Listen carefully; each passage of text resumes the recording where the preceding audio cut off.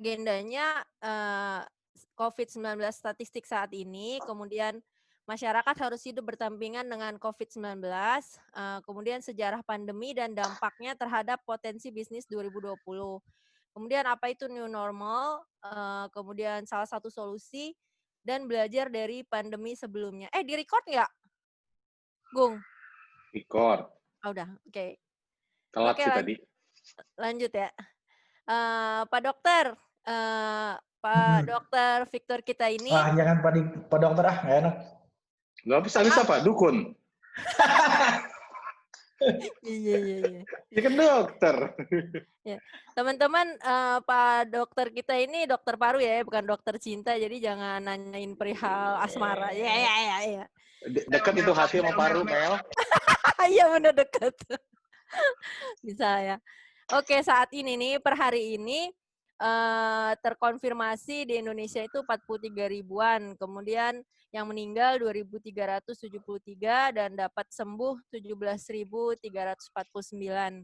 Di mana kita lihat kota-kota besarnya ini yang paling nomor satunya itu Jakarta, kemudian Papua sendiri itu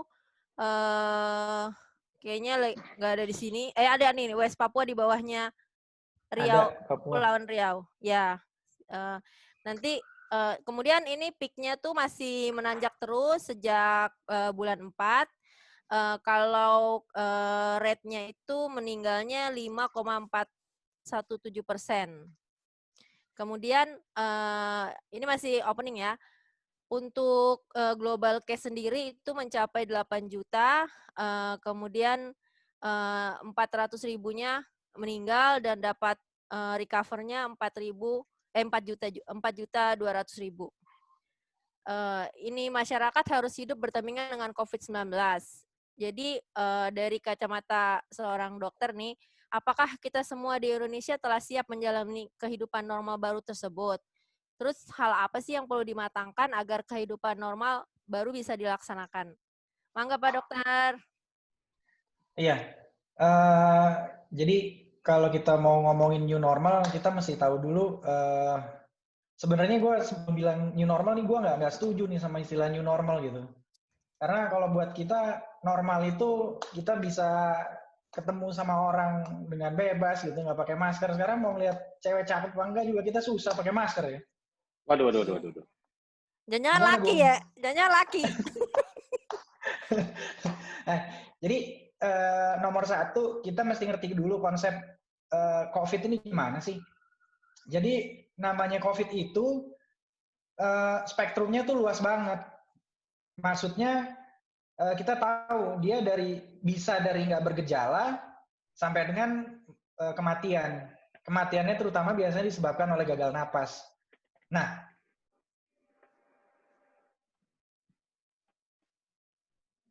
tahu orang itu menjadi carrier atau pembawa COVID kalau dia nggak bergejala sama sekali. Jadi sangat mungkin seseorang itu merupakan carrier COVID tanpa gejala sama sekali, dia pulang ke rumah, orang serumahnya sakit atau bahkan ada yang sampai dengan meninggal. Nah, ini yang menjadi sukar bagi kita untuk mengatasi COVID ini. Agak berbeda sedikit dengan penyakit-penyakit sindrom pernapasan yang udah lewat sebelumnya. Seperti misalnya MERS-CoV gitu ya, yang banyak waktu itu dari Korea atau dari Timur Tengah. Nah, kalau itu angka kematiannya lebih tinggi. Jadi kalau orang kena, itu gejalanya memang udah lebih khas, pasti dia sesak dan lain-lain sampai dengan kematian gitu. Nah, kalau ini SARS-CoV-2 atau COVID-19 ini nggak kayak gitu. Jadi kita yang menjadi kesukaran, orang yang nggak ada gejala ini bisa berkeliaran kemana-mana dan menyebarkan penyakit. Nah, orang yang lain ketularan bisa kenapa-napa, itu yang jadi susah. Nah, kalau kita mau berbicara dengan new normal, sebenarnya kalau gue lebih punya istilah ini suatu abnormalitas yang dipaksakan untuk jadi normal gitu. Karena dibilang kita juga harus hidup berdampingan atau berdamai dengan corona kan nggak bisa. Anggapannya mana bisa kita berdamai sama maling gitu. Masa kita suruh damai sama maling sih? Kan nggak bisa. Perampok itu perampok. Artinya yang ada adalah kita hidup dengan menjaga diri, gaya hidup yang baru untuk menjaga diri supaya kita nggak kena COVID gitu. Nah, kalau dibilang siap apa nggak siap, ya gua rasa nggak siap secara nasional ya. Kenapa? Karena kalau kayak PSBB aja gitu masih dilonggarin. Dilonggarin tuh kan ada indikatornya. Indeks penularan dari orang ke orang tuh masih di bawah 1. Tapi kalau sekarang belum di bawah 1 aja udah banyak di daerah yang dilonggarin. Itu kayaknya kalau buat gue pribadi sih belum pas gitu. Nah, kira-kira gitu dulu deh. Oke. Oke, Dok. Terus ini nih, tadi kan ngomongin SARS yang sebelumnya. Case rate yang sekarang kan 5%. Halo? Halo? Nggak kedengeran.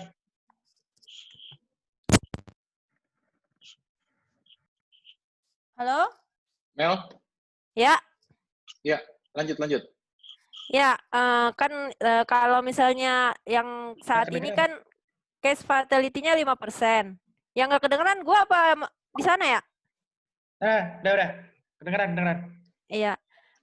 Tadi kan dibilang case fatality-nya tuh 5% tuh berarti termasuk masih kurang dari SARS yang sebelumnya ya, Dok?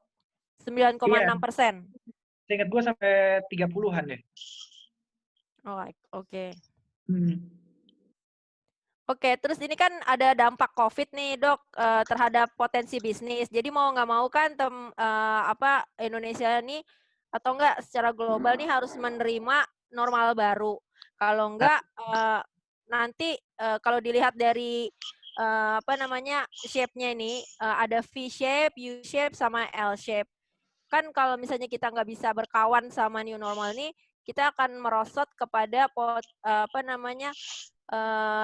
dampak yang berkepanjangan itu rebound-nya aja sampai semester 2 2021. Jadi asumsi yang digunakan oleh pemerintah ini dalam kehidupan normal adalah kalau virus corona ini belum bisa dibasmi dalam waktu dekat, jadi masyarakat bisa beraktivitas dengan tetap memperhatikan ancaman virus yang sewaktu-waktu bisa menyerangnya. Salah satu solusinya itu kan mengikuti tata cara yang baru.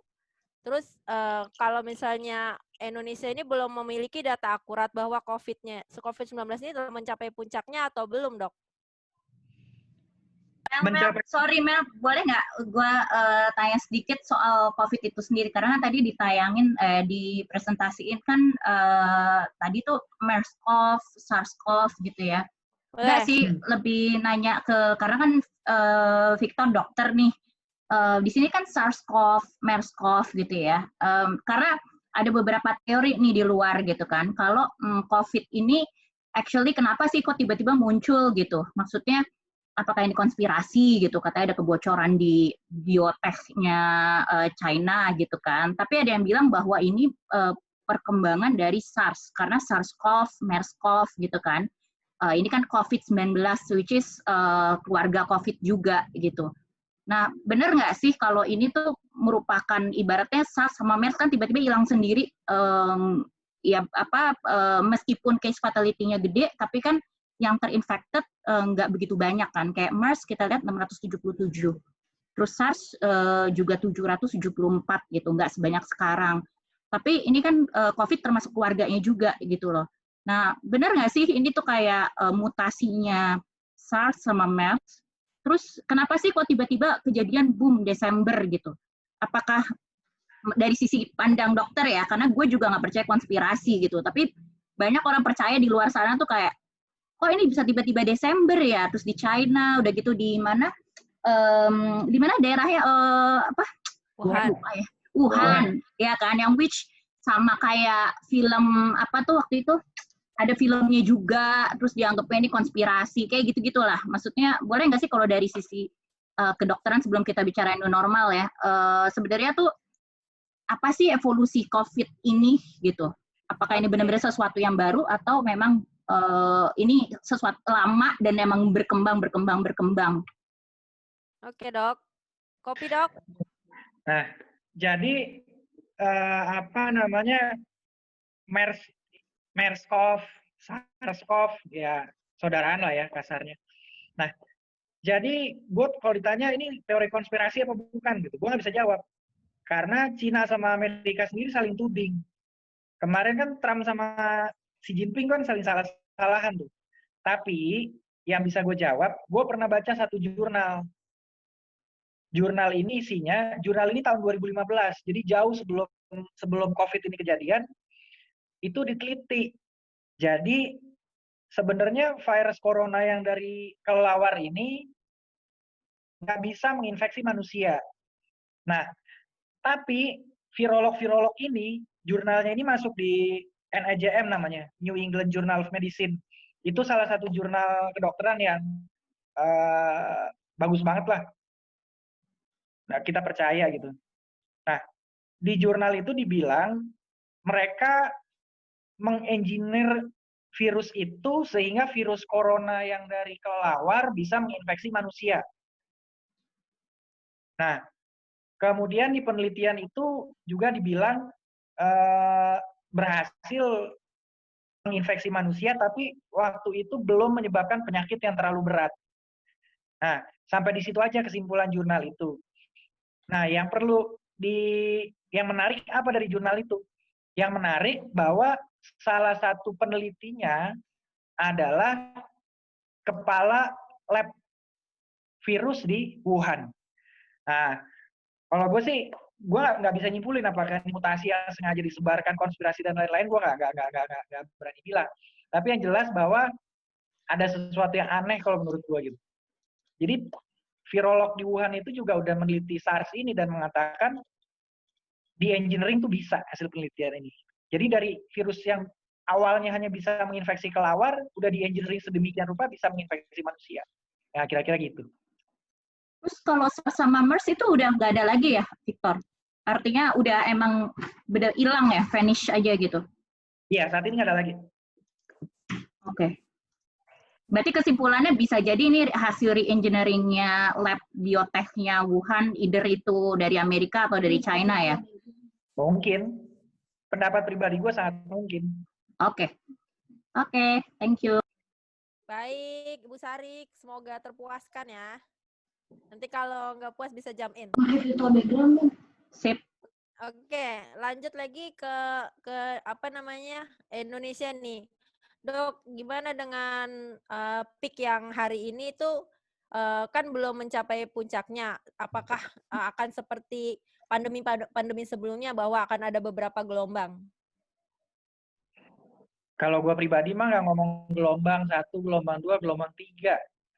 Yang pertama aja belum kita lewatin. Oh, berarti contoh belum, ya, kayak daerah Papua. Kita di sini nih screening massal. Jadi kita merapid sekian banyak orang, sebanyak-banyaknya. Rapid yang positif kita swab. Itu kasusnya tiap hari tambah naik. Nah, kalau dengan keadaan kayak gini mah, kita bilang gelombang 1, gelombang 2, gelombang 1 aja belum lewat. Oke. Masih jauh nih jalannya. Oke, siap. Terus jadi kalau pemerintah ini mau menerapkan new normal itu apakah Indonesia sudah siap mengimplementasikannya dalam bentuk kebijakan atau sebenarnya masih wacana-wacana aja? Pendapat gue pribadi, Indonesia belum siap. Kenapa? Karena satu, wilayah kita tuh luas banget. Jumlah penduduknya banyak, geografis kita beda. Pulau-pulau tuh susah banget dari satu tempat ke tempat lain. Kayak gue di Papua aja, yang satu daratan gede begini, itu ngelewatin gunung, ngelewatin sungai yang nggak gampang banget gitu. Kadang-kadang ada satu tempat aja ya mesti nyampainya pakai pesawat gitu. Belum lagi kita bicara literasi masyarakat. Orang Indonesia tuh lebih takut kelaparan daripada takut sama corona. Buat new normal kayaknya kita belum siap. Oke. Ini mengenai pandemi sebelumnya nih. Tadi kan kalau menurut dokter Victor sendiri atau dokter yang lain nih yang join forum malam ini ada Diana ya. Mungkin bisa ngasih kayak insight juga supaya kita ini sebagai pelaku yang kembali ke katanya new normal itu bisa dapat penguatan gitu, bahwa kita ngadepin era yang baru dan mau nggak mau kita siap nggak siap harus siap.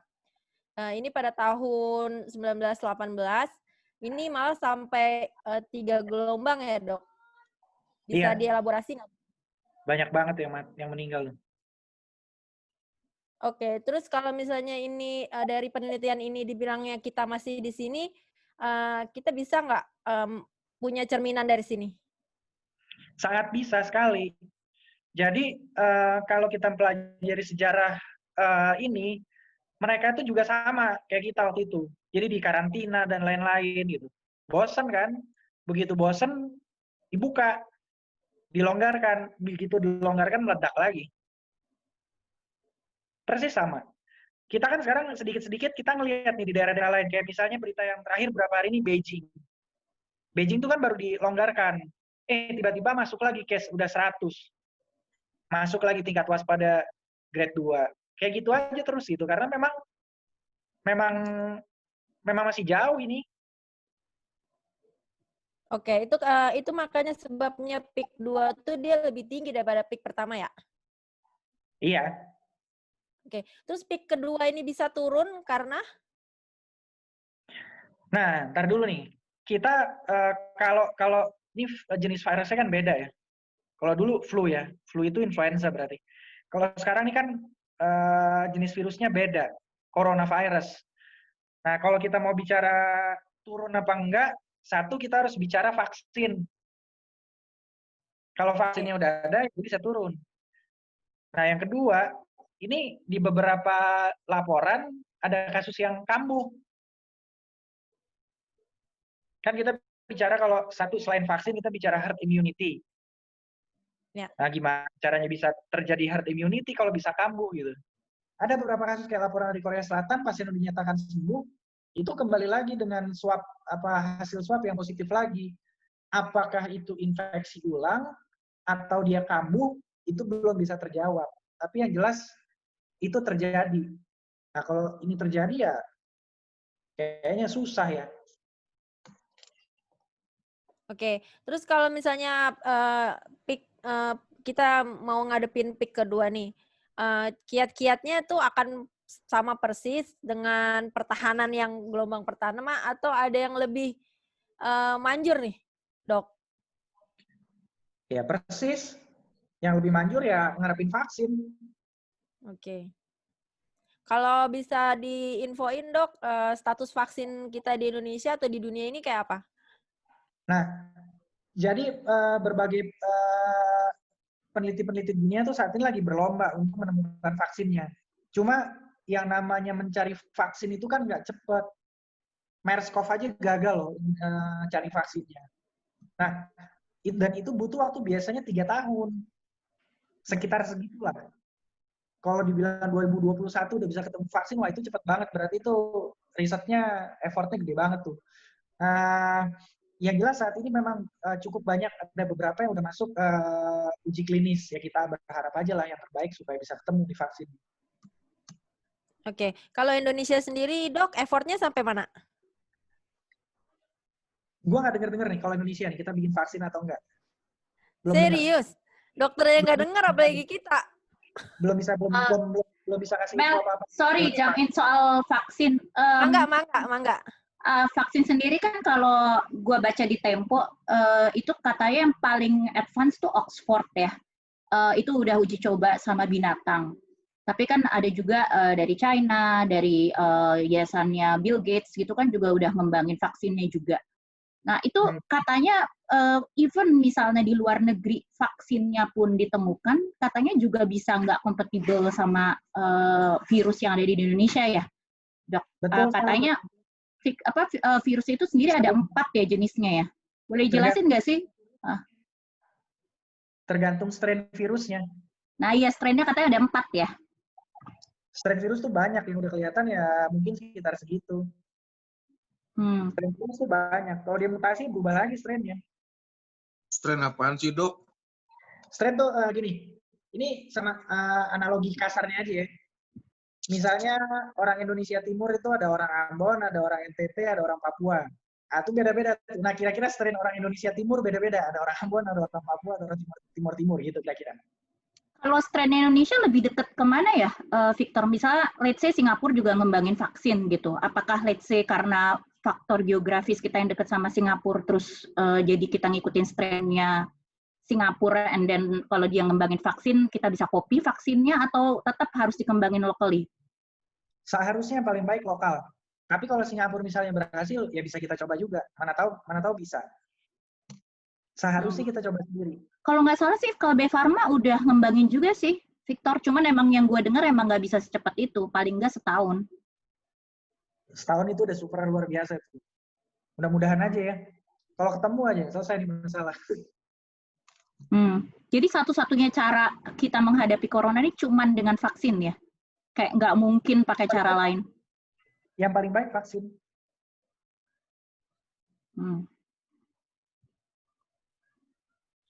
Oke. Kalau sempat dengerin YouTube-nya Deddy Corbuzier sama Ibu Siti Fadila, kan beliau sempat menyebut Bill Gates ya. Kenapa sih yang bukan dari berbackground medis ikut-ikutan investasi atau menjadi yang paling depannya dalam pembuatan vaksin ini? Kenapa faktanya kok bisa mirip? Maksudnya mungkin emang dari segi dananya beliau yang kuat atau seperti apa, Dok? Atau teman-teman yang lain bisa sharing? Itu yang teori konspirasi itu, Mel. Yang banyak percaya kalau sebenarnya Bill Gates di balik semua ini. Yang Jerings yang di Bali itu yang sampai nantangin, mungkin kawannya Dokter Victor juga kali itu, Dokter Dokter Tirta ya, atau siapa sih? Lupa namanya. Itu kan juga kayak dia sangat percaya ini konspirasi gitu. Cuman sih kalau gue sendiri sih, Bill Gates emang filantropis sih. Jadi emang dia kebanyakan duit dan dia kayaknya mau like community, back to community ya. Gitu. Tapi maksudnya gue nggak, karena banyak kan berita hoax soal dia sih, yang bilangnya karena dia udah ngomongin ini berapa tahun yang lalu, jadinya tuh kayak, oh ini ciptaannya dia nih, gitu, Amerika. Ada yang bilang Trump dibalik dalangnya ini semua, gitu. Ya politik sih lagi. Cuman ya nggak tahu juga deh. Oke, teman-teman, sorry, jump in. Seru sekali diskusinya. Cuma melanjutkan seperti kebiasaan di volume sebelumnya. Kita coba lanjutin dulu ya materi yang ada di slide. Kemudian nanti apakah dari mulai email dan juga Victor, kita dengerin dulu. Nanti monggo buat yang mau sesi tanya jawab, biasanya kita kasih kesempatan untuk raise hand. Nanti yang raise hand akan dari gue coba, dari host akan coba untuk bantu untuk unmute. Kemudian kita bantu catat siapa yang duluan yang raise hand nanya, nanti kemudian bisa didiskusikan. Boleh gitu? Kurang lebih, Ibu Mel? Baik, oke. Oke, thank you. Ini slide selanjutnya tuh sebenarnya mengenai persiapan kita nih sebagai rakyat Indonesia, tepatnya yang menyingkapi ya kebijakan pemerintah yang jelas dan tegas itu, yang mudah diadaptasi gitu sama rakyat Indonesia tuh apaan ya, Dokter?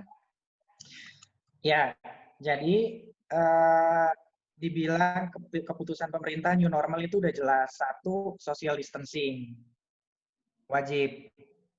Pembahasannya kenapa mesti begitu? Jadi jawabannya kalau kita berjarak 2 meter dengan pasien yang positif, kemudian kita pakai masker, itu resiko penularannya cuma 1, sekian %. Kalau jarak 1 meter, kita dengan pasien yang positif, kemudian kita pakai masker, nah itu risiko penularannya naik sedikit, 2%. Nah, jadi itu alasannya. 1, social distancing. Kedua, pakai masker. Ya pakai masker kita udah jelas ya kenapa, karena ukuran virus ini kecil banget kan, jadi kita mesti pakai masker yang baik supaya nggak masuk melalui saluran pernapasan kita. Nah, kemudian yang ketiga, sering cuci tangan. Terutama setelah kita kontak memegang misalnya belanja supermarket gitu. megang barang apa ya sebaiknya kita cuci tangan. Nah, itu beberapa dari yang namanya persiapan kebijakan new normal. Oke. Yang penting Terus, itu, social distancing, pakai masker, cuci tangan. Kalau nggak cuci tangan, bawa hand sanitizer. oke dok. Ya, kalau mudah-mudahan teman-teman kita semua, keluarga dekat kita gitu ya, udah nerapin yang itu, yang barusan dokter bilang itu. Terus nomor 3 nih, masyarakat perlu dipersiapkan agar mematuhi protokol kesehatan pada saat kehidupan normal baru diterapkan. Kayak yang digambar nih, dokter kenal nggak nih muka-mukanya ini? Kayaknya sih nggak kenal dokter, soalnya pada pakai masker semua. Ini Kenal itu ceritanya, yang paling ujung itu beda ya sekarang. Kawan gue ini perutnya beda sekarang. dok itu udah tahan napas itu, udah tahan napas, udah maksimal. Terus Indo, ini Tony, itu siapa lagi tuh?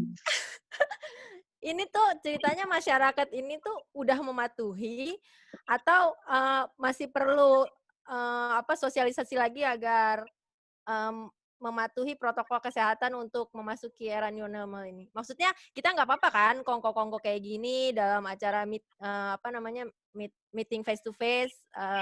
Kalau di online terus kan boring gitu. Kadang-kadang hal-hal kayak gini tuh perlu untuk menggairahkan kehidupan kita gitu. Gimana dok? Benar, perlu. Gue nggak bisa bilang, lo nggak boleh ketemu dong sama teman-teman lo. Ya, gue sendiri juga ngerasain gitu. Gue nggak pengen ketemu sama teman-teman gue. Tapi protokol kayak gini tuh ya penting banget. Jadi kayak kemarin gitu, gue sama-sama kawan-kawan perawat tim COVID kan kita jenuh juga ya. Ya kita nongkrong-nongkrong gitu, kita bakar-bakar ikan. Tapi tetap jaraknya kita jauh-jauhan gitu. Jarak-jaraknya jauhan, ya waktu makan nggak mungkin lah ya pakai masker, tapi tetap kita jaga jarak gitu. Oke, baik. Terus nomor 4 nih, kalau kan segala sesuatu ada konsekuensinya. Dengan anjuran new normal ini ternyata jeng jeng jeng gitu menimbulkan gelombang baru. Apa yang harus kita sikapi pertama kali apa dok? Nomor 4 ini itu berkaitan sekali sama nomor 3 tuh. Kalau nomor 3-nya nggak dijalankan dengan baik, nomor 3 itu kuncinya sebenarnya ada di puskesmas. Ada di puskesmas, ada di RT, ada di RW, ada di kelurahan tingkat kecamatan. Kenapa? Karena perangkat desa dan puskesmas inilah yang harus melakukan promosi kesehatan dengan sangat amat baik supaya masyarakat ngerti harus melakukan apa. Karena faktanya banyak anak, gue melihat orang di sini gitu ya misalnya, anak-anak masih suka nongkrong-nongkrong tanpa masker atau iya itu masih banyak banget hal-hal yang kayak gitu. Ya, kalau hal yang seperti itu terjadi ya siap-siap aja. Nomor 4-nya siapin aja rumah sakit yang banyak. Oke. Kalau di lokasi dokter di situ menyiapkan lokasi yang baru itu masif nggak? Lumayan masif. Kalau kita buat Kota Jayapura, kita mengadaptasi model Wisma Atlet, kita pakai hotel 2 buat menampung pasien yang tanpa gejala, kita tampung di situ. Kemudian rumah sakit di sini semuanya diwajibkan untuk bisa merawat pasien COVID. Itu pun kita masih keteteran. Gimana gak keteteran? Satu hari misalnya minggu-minggu lalu itu kan screening massal. Satu hari positif tuh 100 gitu. Oke. Berarti tenaga medis yang harus disiapkan juga kan besar ya dok. Terus hari ini kalau kita baca di online news tuh ada beberapa tenaga medis yang expert gitu kayak dokter itu justru malah gugur di saat kita lagi berjuang untuk mengatasi ini. Di Jawa Timur itu ada 10 di berita pagi tadi sih dok. Ya di Unair. Ya, itu apa namanya itu kalau yang awal-awal kan karena APD ya, APD-nya kurang. Kalau yang lately ini karena mereka exhausted atau gimana ya dok? Kita kan maksudnya sedih banget gitu.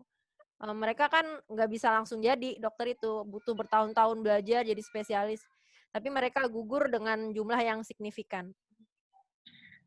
Iya. Ini gue jawab berdasarkan pengalaman gue ya. Iya. Jadi yang namanya COVID ini, kalau gue lihat-lihat rada aneh nih penyakit nih. Kalau gue bilang dia sama kayak peluru pistol orang lagi perang gitu. Udah bawa nama di siapa yang mau kena, siapa yang bakal sakit ringan, siapa yang tanpa gejala, siapa yang meninggal. Karena beberapa kawan dokter gue di sini juga ada yang kena, tapi syukurnya, alhamdulillah puji Tuhannya, nggak ada yang berat, semuanya tanpa gejala. Nah, kalau dibilang itu kenapa ya? Apakah karena kecapean? Apakah karena pakai APD-nya kurang? Sebenarnya kalau kita bilang karena kelelahan, sangat mungkin bisa. Karena kalau kita udah di dalam ruangan itu, apalagi kalau kita megang pasien yang berat, itu kan kita nggak bisa keluar karena kita udah pakai APD. Ya. Kalau misalnya kita udah di dalam, ya udah stay kerja di dalam sampai selesai. Tergantung pasien yang dikerjakan seberapa berat dan seberapa banyak. Kayak gue kemarin ngambil pasien baru itu sekitar 50 pasien baru tuh gue ngerjain di dalam buat ngambil darah doang tuh gue stay di dalam tuh 5 jam. Ya udah nggak minum, nggak makan, mau buang air besar, buang air kecil ya tahan aja gitu. Kalau bilang kelelahan sangat mungkin karena dengan orang yang lelah pasti daya tahan tubuhnya turun. Nah, kalau mau dibilang APD kurang, iya di tiap daerah bervariasi. Kalau kami di Jayapura sini di Papua APD cukup banyak melimpah. Faktor yang lainnya gue nggak bisa jawab karena kadang-kadang ada orang yang artinya APD-nya minimal dia nggak kena. Ada orang yang udah pakai APD selengkap-lengkapnya tetap kena juga gitu. Jadi kita nggak, ini apa sih sebenarnya gitu? Kita bingung juga sebenarnya. Oke. Ya, lo bye-bye ya dok, gue jadi sedih nih. Gila, gue udah 20 tahun gak ketemu lo di sini lagi di pembahasan soal COVID ini. Oke, kita next aja ya. Oke, ini orang behaviornya bisa berubah. Kalau kita recall kembali ke Februari 2020 itu di mana begitu adanya penyakit ini kan orang-orang jadi proactive health mind buying gitu. Gimana orang-orang jadi banyak banget demand terhadap produk kesehatan dan kebugaran. Terus kemudian kalau setelah itu pertama kasus diumumkan diprioritaskan APD untuk menghindari virus. Kemudian yang ketiganya ini mengenai pantry preparation, gimana publik ini sempat panik buying gitu, numpuk stok makanan, jadi bikin paranoid semua orang. Kemudian yang keempat ini online buying itu ratingnya tuh tinggi. Kalau dari sini dok, perjalanan dari nomor 1 ke nomor 6 itu udah tanda-tanda orang mau beradaptasi kan sama yang namanya new normal ini. Betul. Okay. Memang kelihatan banget. Contohnya aja ya, kalau mau dibilang tuh apa tadi transaksi online ya? Ya. Iya bener, sama kayak gue aja, gue sok berani aja gitu ngelawan COVID kan, padahal takut juga gue. Panik buying juga, kerjaan gue sekarang beli lampu UV, beli HEPA filter, beli masker-masker yang buat gue masuk ke ruang isolasi, ya kejadian memang gitu. Pada tahap-tahap awal beli bahan makanan untuk bahan makanan kejadian juga karena kita mau total lockdown di sini meskipun akhirnya parsial doang. Memang sesuai nih persis. Oke. Terus kalau dari orang-orang yang berusaha untuk restricted living, maksudnya membatasi kunjungan berbelanja, orang kan bisa menahan nafsu itu ya, nafsu yang sebelumnya tuh udah terbiasa pergi nonton, terus ke mall gitu, tapi sekarang bisa ngerem karena hal ini. Berarti itu bagian dari adaptasi kan dok? Iya, betul. Jadi kalau Oke. Kenapa takut? Nah, Gua tadi belum nyinggung tuh daya tahan virus. Namanya kita sebenarnya kan mau new normal, beradaptasi bahwa virus ini ada di sekitar kita. Kan kita masih tahu dulu sifatnya virus itu kan, berapa Oke. lama sih dia bisa hidup, dia matinya sama apa aja sih, kan kira-kira gitu. Nah, kalau si corona ini dia kayak rata-rata tuh di bahan-bahan kayak kayu, permukaan kayu yang licin, atau plastik, atau besi gitu. Biasanya sih kita rata-rata ya, rata-rata tuh 4 harian deh. Nah, kalau di bahan yang kayak kursi bioskop gitu, apalagi nggak ada cahaya di dalam, nggak ada cahaya matahari ya mungkin dia bisa bertahan 6 hari. Nah, itu kan bikin kita jadi takut tuh menonton bioskop. Oke. Jadi tapi tadi kan di awal Victor bilangnya sebenarnya siap atau enggak tuh enggak juga. Tapi dari adaptasi ini seharusnya kita siap ya, Dok. Bisa dibilang siap lah. Karena manusia kan punya sifat beradaptasi. Kalau sangkut-sangkutin sama Charles Darwin tuh katanya yang paling kuat, adaptif, agile itu dia bisa survive gitu. Bener nggak? Harus, mau nggak mau, bener lah. Mau nggak mau kita harus siap. Contoh nih ya, gue ngambil kehidupan gue kan sekarang ekstrim nih. Gue di titik yang setiap hari ketemu sama barang ini gitu kan. Betul. Adaptasinya gimana? Ya mungkin kawan-kawan bilang gue berlebihan kali ya. Tapi kayak di mobil gue aja gitu. Di mobil gue tuh isinya tuh semprotan Baiklin, semprotan alkohol, semprotan Detol, isinya masker, pulang kerja tuh gue UV, gue HEPA, mobil gue yang kayak gitu-gitu loh. Ya mau nggak mau harus dilakukan gitu. Minyak wangi nggak ada, Dok? Minyak wangi, ya gue mau ngapain minyak wangi, gue mandi sehari bisa 4-5 kali. Iya. Ruang isolasi mandi. Emang ada yang nyium, Dok? Nggak ada, pasien juga.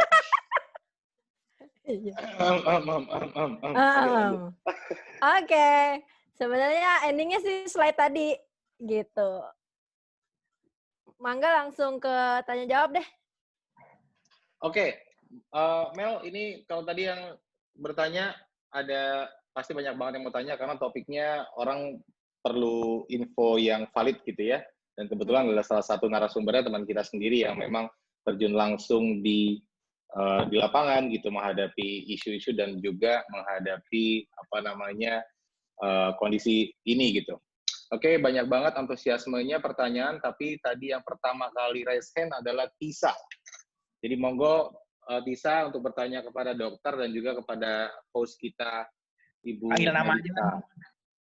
Dokter Victor pada Pak Dokter Victor, Pak Dokter Victor ya. Victor. Dokter Victor. Oke. Victor, gue mau nanya dong lebih kepada gini ya. Karena kan gue di kantor gue sebenarnya sekarang udah full working at office gitu ya. Jadi parno tuh setiap hari kayaknya gue ngalamin gitu. Nah, yang sebenarnya gue mau nanya adalah kalau misalnya gitu ya, di kantor kita, let's say misalnya di satu lantai gua lah gitu, ternyata memang ada yang terkonfirm untuk terkonfirm COVID gitu. Itu sebenarnya kita sebagai orang yang mungkin kita nggak langsung kontak sih, tapi satu wilayah dekat gitu ya, itu tuh udah termasuk ODP bukan sih gitu. Terus seberapa urgent kita harus langsung swab kah atau rapid kah atau gimana tuh? Karena ya terus terang aja kalau misalnya ternyata gitu kan kita kan nggak tahu ya. Nah terus ada yang terkonfirm terus ternyata dia dekat gitu. Nah itu kita udah harus langsung tes nggak sih atau emang harus di karantina mandiri aja cukup gitu? Itu Nah, sih. ini pertanyaan. Nah, jadi kontak dengan pasien konfirmasi, yang sebelumnya gue bilang dulu sama teman-teman ya, istilahnya pasien COVID itu kalau udah di swab hasilnya positif, itu namanya pasien konfirmasi. Nah, kontak dengan pasien konfirmasi juga ada jenisnya. Ada yang close contact, ada yang kontak biasa.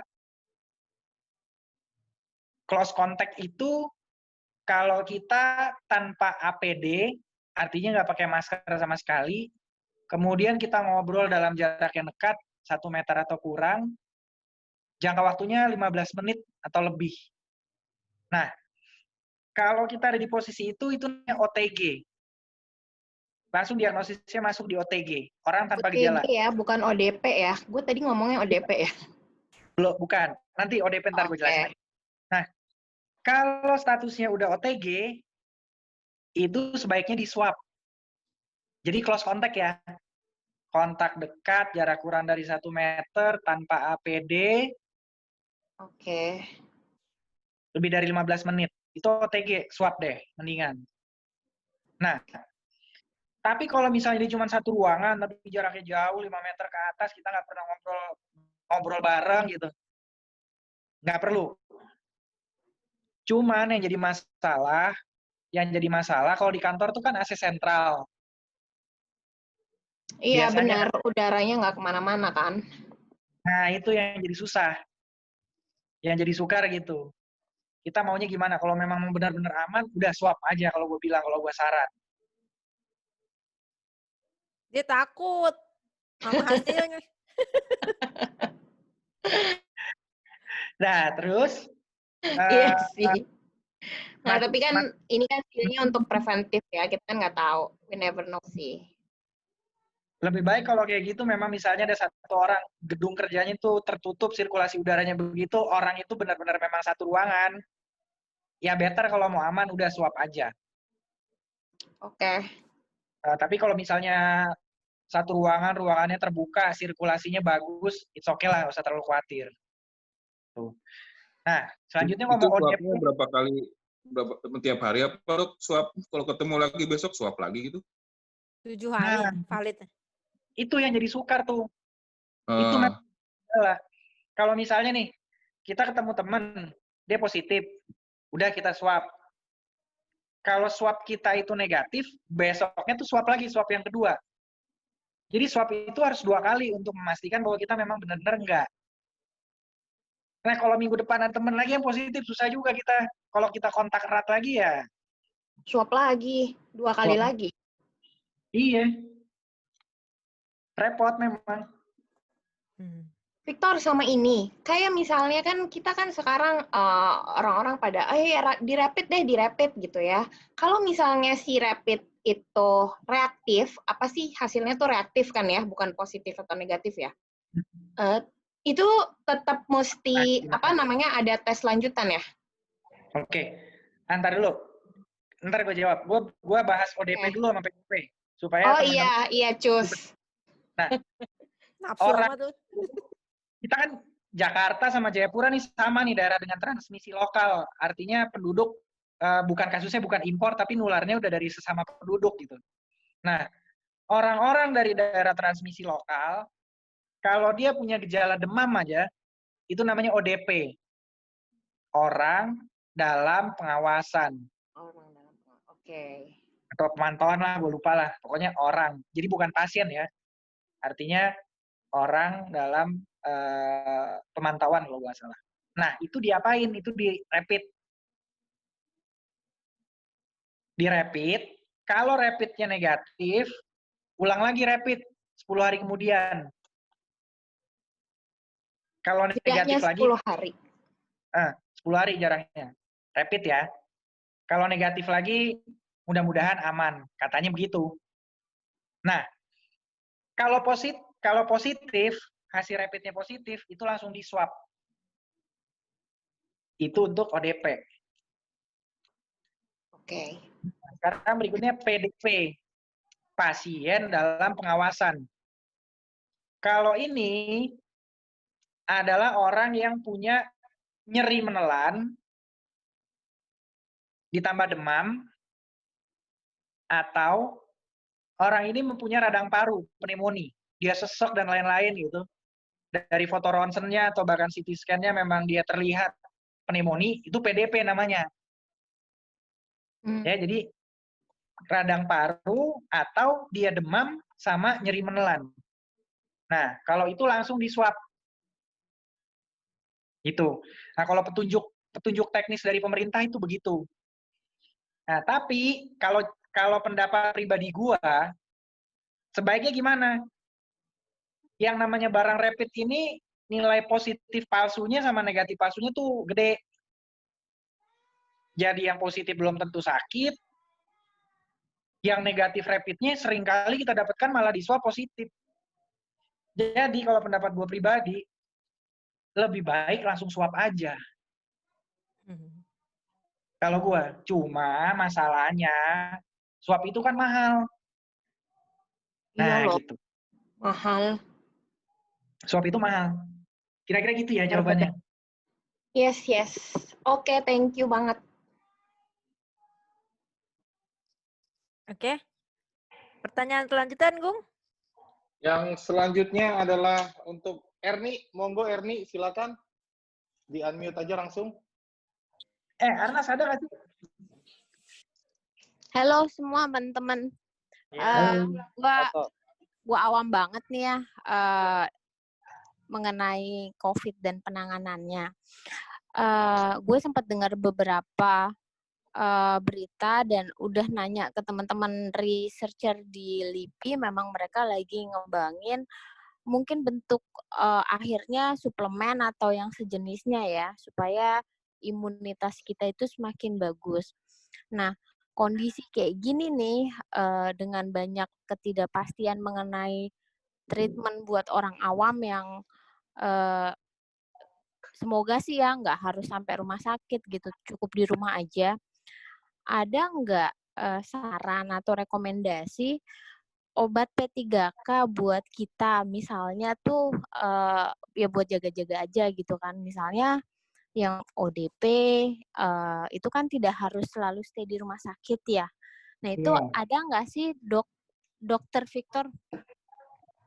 Dan buat kita-kita yang di rumah nih jaga-jaga gitu. Suplemen apa sih yang sebenarnya berdasarkan sisi medis itu paling bagus buat imunitas kita gitu. Selain positive thinking itu udah pasti ya. Itu aja dulu. Terima kasih. Terima kasih. Oke. Kalau suplemen yang direkomendasikan apa gitu? Nggak ada. Tapi kalau masalah imunitas, kita itu satu, imunitas orang itu kita berbicara ada nggak penyakit penyerta? Penyakit penyerta yang paling jelek itu kencing manis. Nah, kalau itu hati-hati. Tapi kalau buat kita yang tanpa penyakit penyerta, nomor satu untuk menjaga ketahanan tubuh adalah jangan stres. Itu nomor satu tuh. Karena kalau stres itu udah pasti membuat daya tahan tubuh turun. Itu udah penelitian yang sahih. Kemudian apalagi? Istirahat cukup. Nah, balik lagi tuh ke pembahasan yang di awal-awal. Kenapa dokter-dokternya pada banyak yang tumbang, tenaga kesehatan banyak yang tumbang. Makanya tadi gue bilang, sangat mungkin kalau kelelahan. Udah stres, kelelahan kan? Nah, sempurna deh. Nah, yang ketiga, olahraga. Dan 4 sehat 5 sempurna. Itu kedengarannya klise banget gitu. Udah tahu. Tapi memang itu harus dilakukan banget. Kalau ditanya, lo ada suplemen nggak yang lo rekomendasi? Mungkin kawan-kawan bisa pakai Echinacea. Echinacea tapi juga nggak bisa lama-lama pakainya. Paling 10 hari. Itu pun kalau kita lagi flu atau apa gitu, Bo. Merek aja lah gue nyebut. Ibus. Yang kayak gitu-gitu bisa dipakai.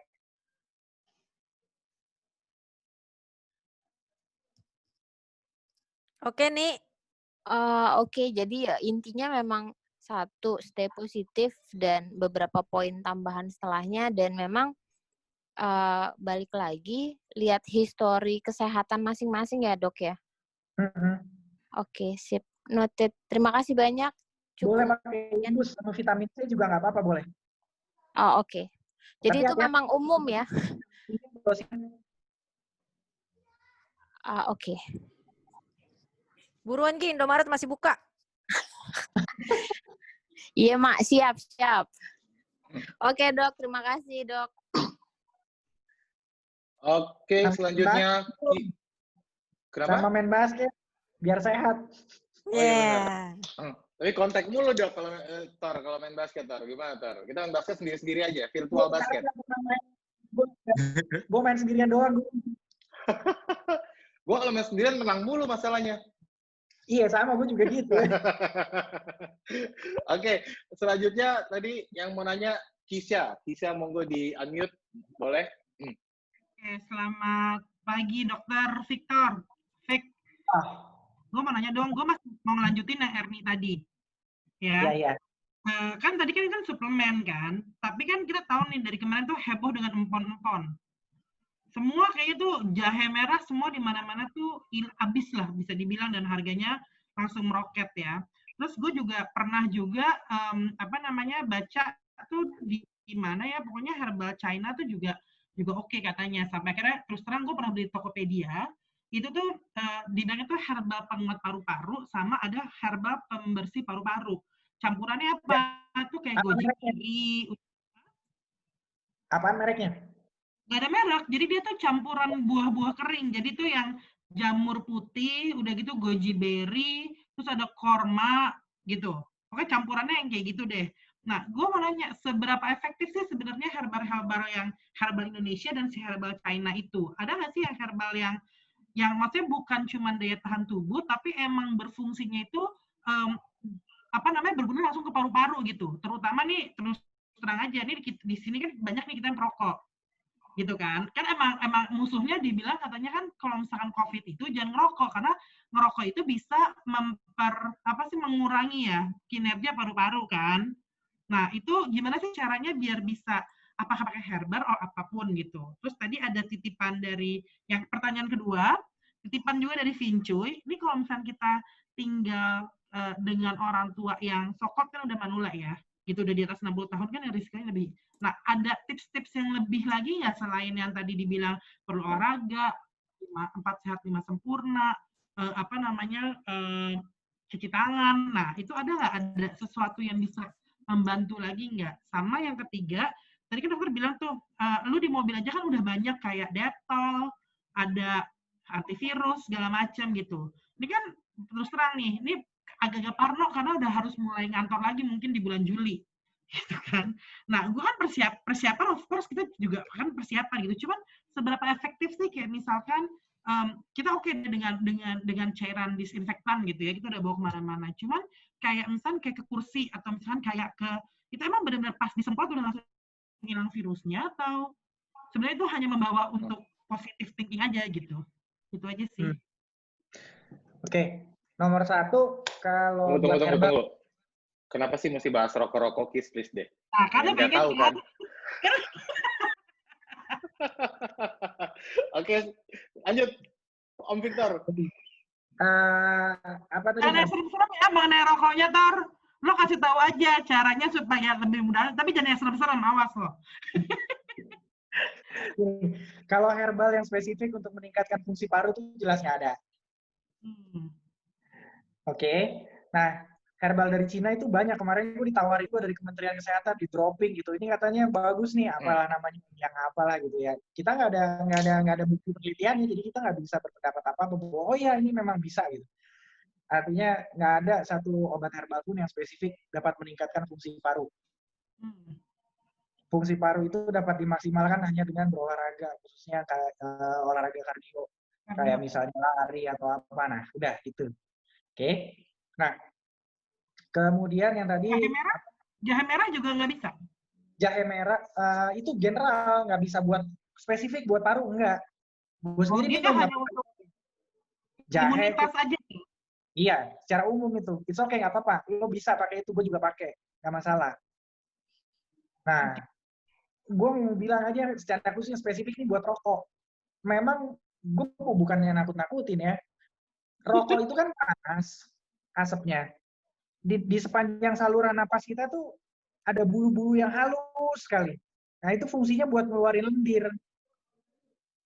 Lendir kita ini fungsinya untuk menangkap atau menjebak segala virus, segala bakteri gitu. Nah, kenapa rokok dibilang jadi bahaya banget buat infeksi paru ini?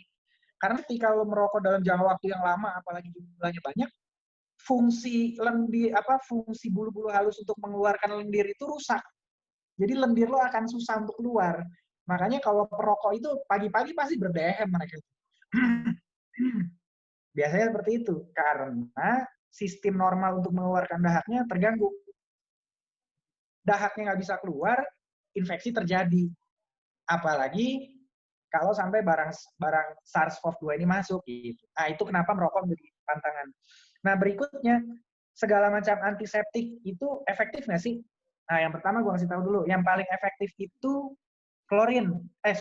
alkohol. Yang paling efektif itu alkohol. Kemudian klorin. Nah, kemudian juga betadin.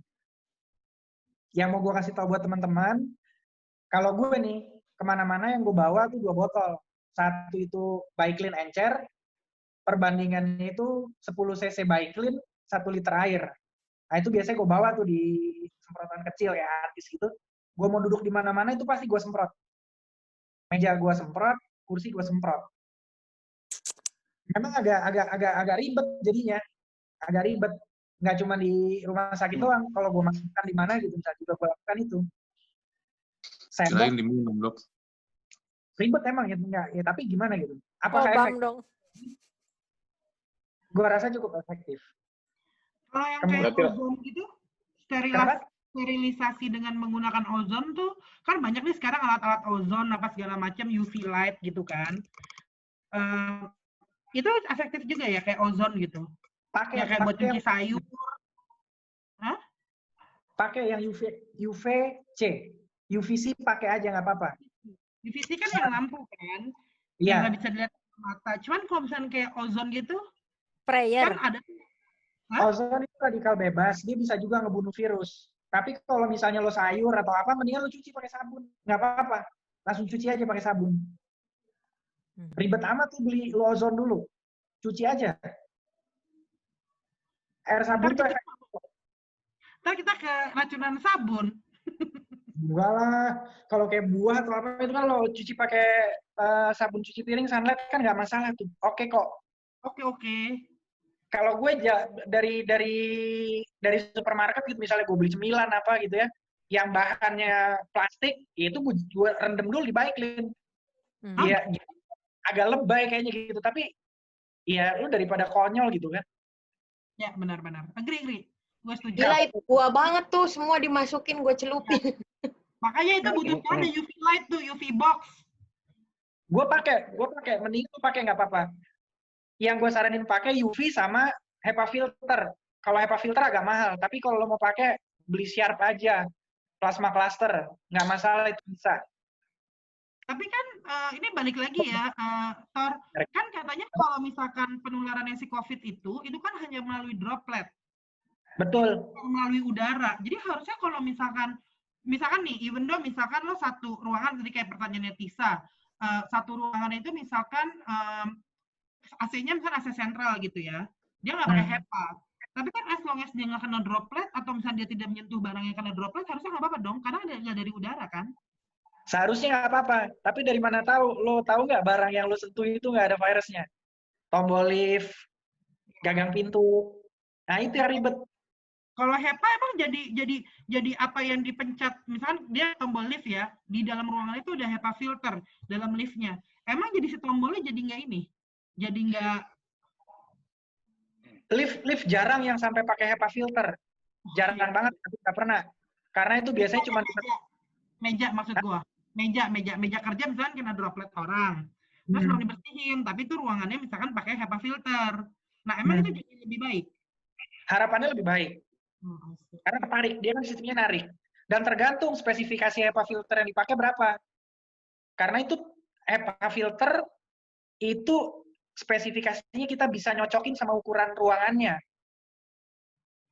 Kalau lo kecil terus ruangannya gede, nggak narik dia. Ya, ngerti. Gitu. Oke, terima kasih. Tadi satu pertanyaan lagi tuh, yang Manula belum? Manula. Nah, ini gini. Ini juga gue ngalamin. Mama gue di rumah sendirian gitu kan. Adek gue kerja. Apa yang harus dilakukan? Kalau buat Manula begini yang spesifikasi banget nggak ada. Tingkatkan kebersihannya berlipat-lipat ganda. Udah itu aja dah. Kalau gue di himbauannya pakai masker bedah gitu ya.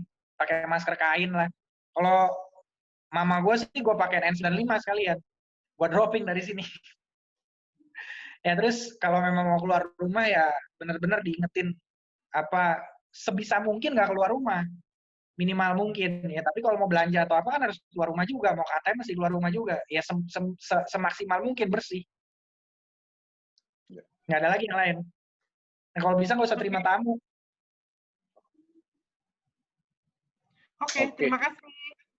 Oke, tadi menarik banget tuh Victor aja, ya dokter karena ya, jadi tetap mau ribet, banyak semprot-semprot, terutama buat yang laki-laki mungkin makin ribet nih, karena sering keluar ke kantor, semprot-semprot sama sana sini, pulang telat, nyampe rumah disemprot lagi sama bini. Oke, pertanyaan selanjutnya. Ribet gue memang ribet banget. Yang paling penting berhenti ngerokok, Bu. Kurcol, si aduh. Semprot mulu. Kalau usah ngomongin belum nggak apa-apa, Bung. Enggak, gue pulang nggak telat. Victor, gue nanya dong yang di chat, Victor. Marno tuh, Marno. Victor. Reset Iya. dulu.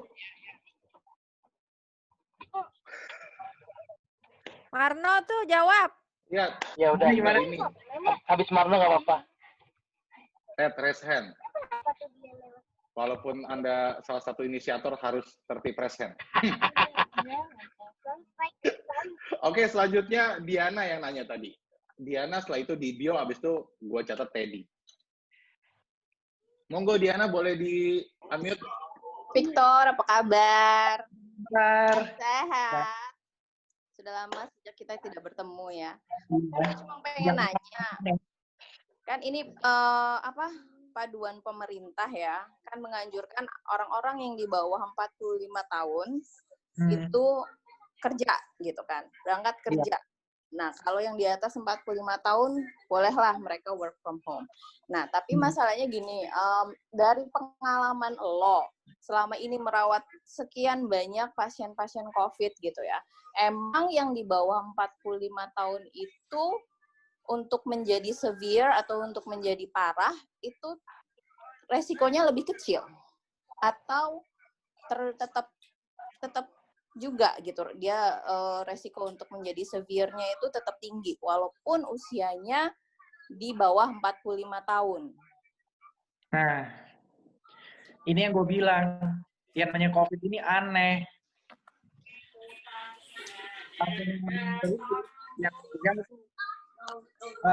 Yang pertama itu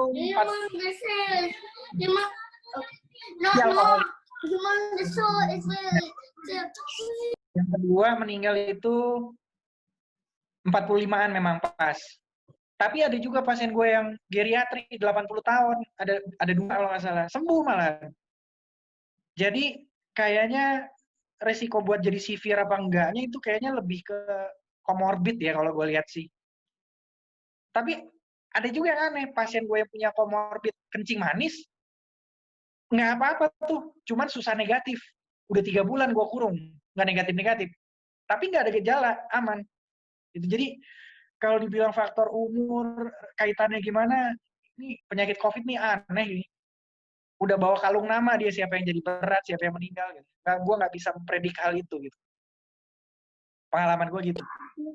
Jadi balik lagi ke komorbidnya ya. Kalau walaupun di bawah 45 tahun dia sebenarnya ada komorbid, ya kemungkinan untuk jadi severe juga lumayan gitu.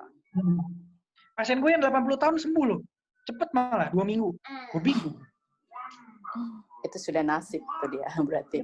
Ya udah deh gitu aja. Karena kan emang kan digencarkan sama pemerintah kan gitu. Di bawah 45 harus kerja, di bawah 45 harus kerja. Kan balik lagi kalau kita kan siapa tahu umur 45 kan emang udah ada komorbid ya. Maksudnya DM kan emang DM itu kan juga termasuk komorbid, merokok juga termasuk komorbid gitu segala macam. Jadi kan sebenarnya itu gimana gitu, berdasarkan pengalaman gimana. Thanks ya Tor ya. Oke, sama. Alright, selanjutnya next. Tadi Diana udah di bio. Monggo di Iya, bio bro. di-unmute. Ya, Om Victor mau nanya aja dong. Itu kan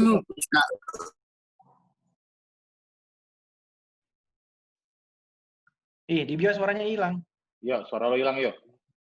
Lo cari dulu suaranya. Sampai ketemu. Oke, kesempatan pertama, kedua, ketiga, keempat, call a friend, ask the audience. Oke. Ada kalau dalam dunia medis itu ada yang namanya kayak apa ya, margin of error nggak sih sebenarnya? Jadi kan kalau misalnya kita ngelihat perbandingan penduduk misalnya China, Indonesia, mungkin nomor 4 lah paling di dunia. Tapi misalnya negara-negara yang lain padat, dia mungkin ratusan ribu mungkin kena, tapi Indonesia yang terkabarkan cuma 40.000 gitu. Itu nggak sih data Victor lebih tahu di dalam mengenai data pengumpulan data kita seperti apa? Itu aja sih bro. Gini, kalau di Indonesia tuh sistemnya yang masih kita kerjain tuh yang rapid yang kita swab. Pasti akan beda hasilnya kalau kita swab semuanya. Gua rasa perbedaannya di situ. Kayak Korea Selatan tuh mereka swab semuanya, nggak pakai rapid-rapidan. Nah, kalau kita masih rapid, yang positif kita swab. Kan beda hasilnya kalau kita swab semuanya. Jadi minimnya, anggaplah gini, kan kalau ngelihat angka sekarang ya, angka di Indonesia itu sebenarnya kecil banget gitu kalau mau dibilang perbandingan. Itu bukan karena kita disiplin, tapi karena kita kurangnya ya. Kalau gue bilang sih beda teknik aja sama negara lain yang lebih maju ya. Oke, thank you bro. Oke, cepat sekali nanyanya. Oke, silakan Pak Teddy. Pak Teddy boleh di-unmute. Sorry, Ted. Mesti tertib kita. Itu kapan hari gue lihat yang ada dari gugus tugas ya, bilang kalau ada kombinasi obat apa gitu, itu untuk penyembuhan, pencegahan atau apa sih itu? Kalau nggak salah dari UNER, kalau nggak salah tim risetnya. Oh, yang baru itu buat ngobatin. Yang ibu-ibu. Itu apa ya kombinasi buat apa sih itu? Agak ini soalnya agak ragu gue. Apa sih yang kayak ditambah doxycycline begitu ya? Iya, itu apa sih? Ininya katanya kombinasi sehingga sampai ke undetected, itu gue agak nangkepnya agak membingungkan gitu buat gue yang sebenarnya anak IPA tapi sosial ini gitu. Prinsipnya tuh obatnya belum ada. Prinsip utamanya kita pegang sama-sama dulu, obat definitifnya belum ada. Tapi yang mereka umumkan itu berarti apa tuh? Yang kita pakai ini, obat yang diberikan pada saat ini, obat yang diberikan untuk dulu. Kata mikir kita putus-putus. Tor, agak putus tadi, Tor. Obat yang pertama yang diberikan sekarang ini adalah untuk tadi keputus. Kayak Tamifir itu kita berikan tuh buat kasus flu burung. Oke. Nah kemudian kayak kloroquine. Kloroquine itu kan sebenarnya obat malaria. Nah, tapi diberikan untuk memberikan efek anti radang. Gitu. Jadi obat definitifnya pada dasarnya obat definitifnya belum ada. Lagi penelitian. Jadi itu sebenarnya apa untuk penanganan yang ini ya, untuk jaga kondisi supaya survive gitu aja. Atau gimana sih?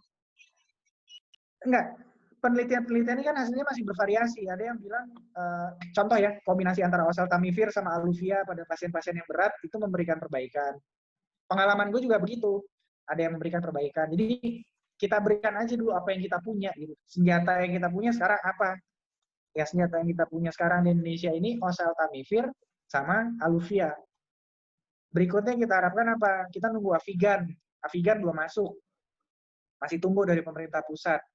Kemudian kalau ada penelitian lagi berjalan sekarang mereka pakai remdesivir. Itu juga masih penelitian masih berjalan. Gitu. Tapi yang ada sekarang kita pakai oseltamivir sama aluvia. Oh, jadi pengumuman itu bakal bertambah aja ya? Itu kayak progress report aja berarti ya kemarin tuh ya? Iya, kita tunggu aja lagi nanti obat apa yang dikeluarin dari Kemenkes yang bisa kita pakai. Ini kan berubah-berubah terus loh. Ini satu penyakit yang panduannya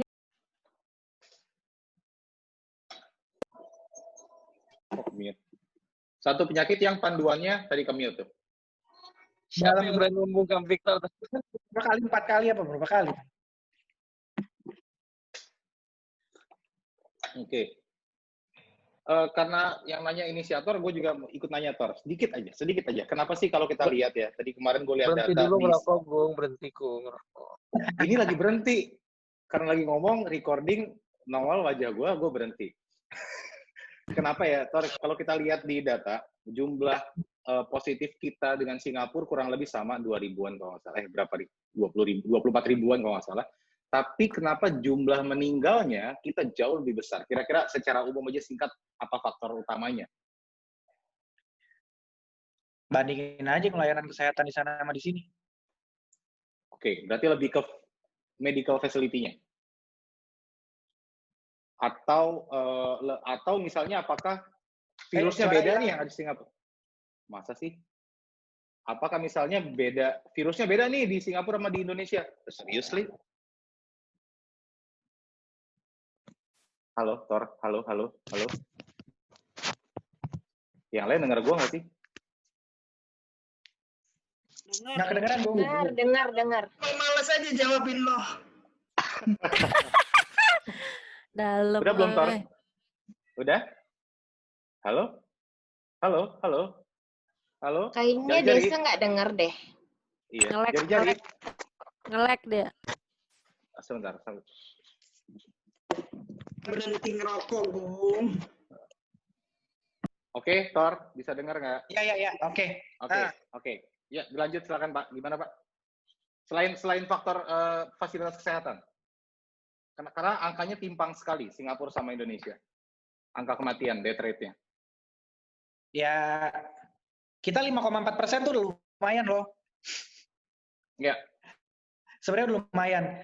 Yang paling utama gini, kalau dalam tata laksana pasien COVID itu untuk dikatakan dalam penelitian pemasangan alat bantu napas pada pasien-pasien yang berat itu yang bermakna untuk menurunkan angka kematian. Oke. Nah sekarang kita jangankan ngomong dulu jumlah ventilator di Indonesia udah pasti kurang deh, apalagi di daerah. Ya. Kita bicara aja dulu sistem rujukan. Belum lagi kita bicara deteksi dini. Seringkali kita dapat pasien itu udah meninggal duluan, belum udah berat meninggal, dibawa ke rumah sakit meninggal. Setelah meninggal di swab baru ketahuan positif gitu. Nah itu kan repot. Belum kita ngebahas jumlah ventilator di Indonesia atau di satu daerah gitu. Beberapa waktu belakangan ini gue dapet pasien nyampe udah berat meninggal di swab, setelah meninggal positif. Itu kan artinya satu sistem rujukannya mungkin belum berjalan juga dengan baik.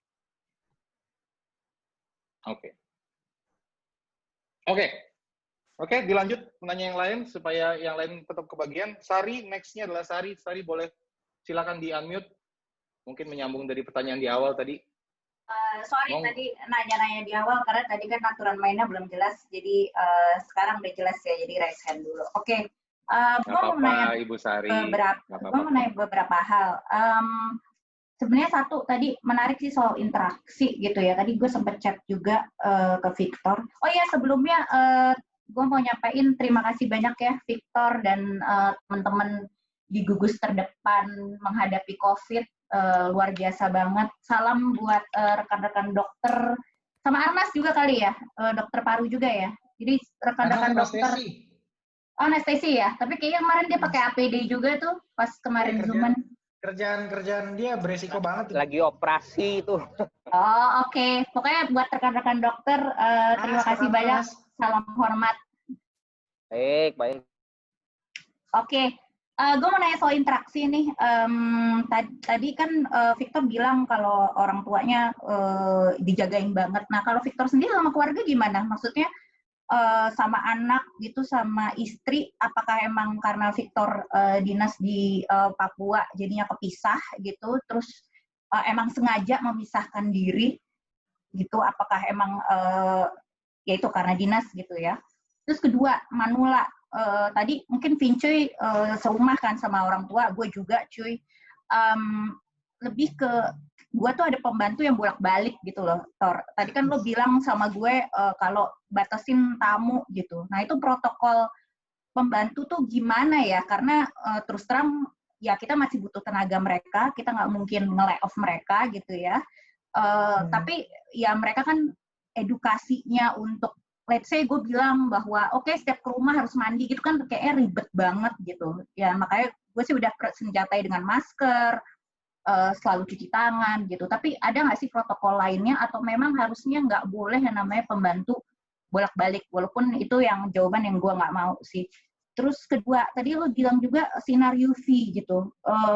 Karena ada kan beberapa penelitian bahwa corona tuh katanya takut sama sinar UV gitu. Tapi ada penelitian lain nggak ngaruh, corona ya tetap ada aja. Buktinya di negara tropis kayak kita, kayak Singapura juga termasuk negara tropis kan masih banyak aja tuh corona gitu. Jadi apakah benar sinar UV itu berpengaruh gitu.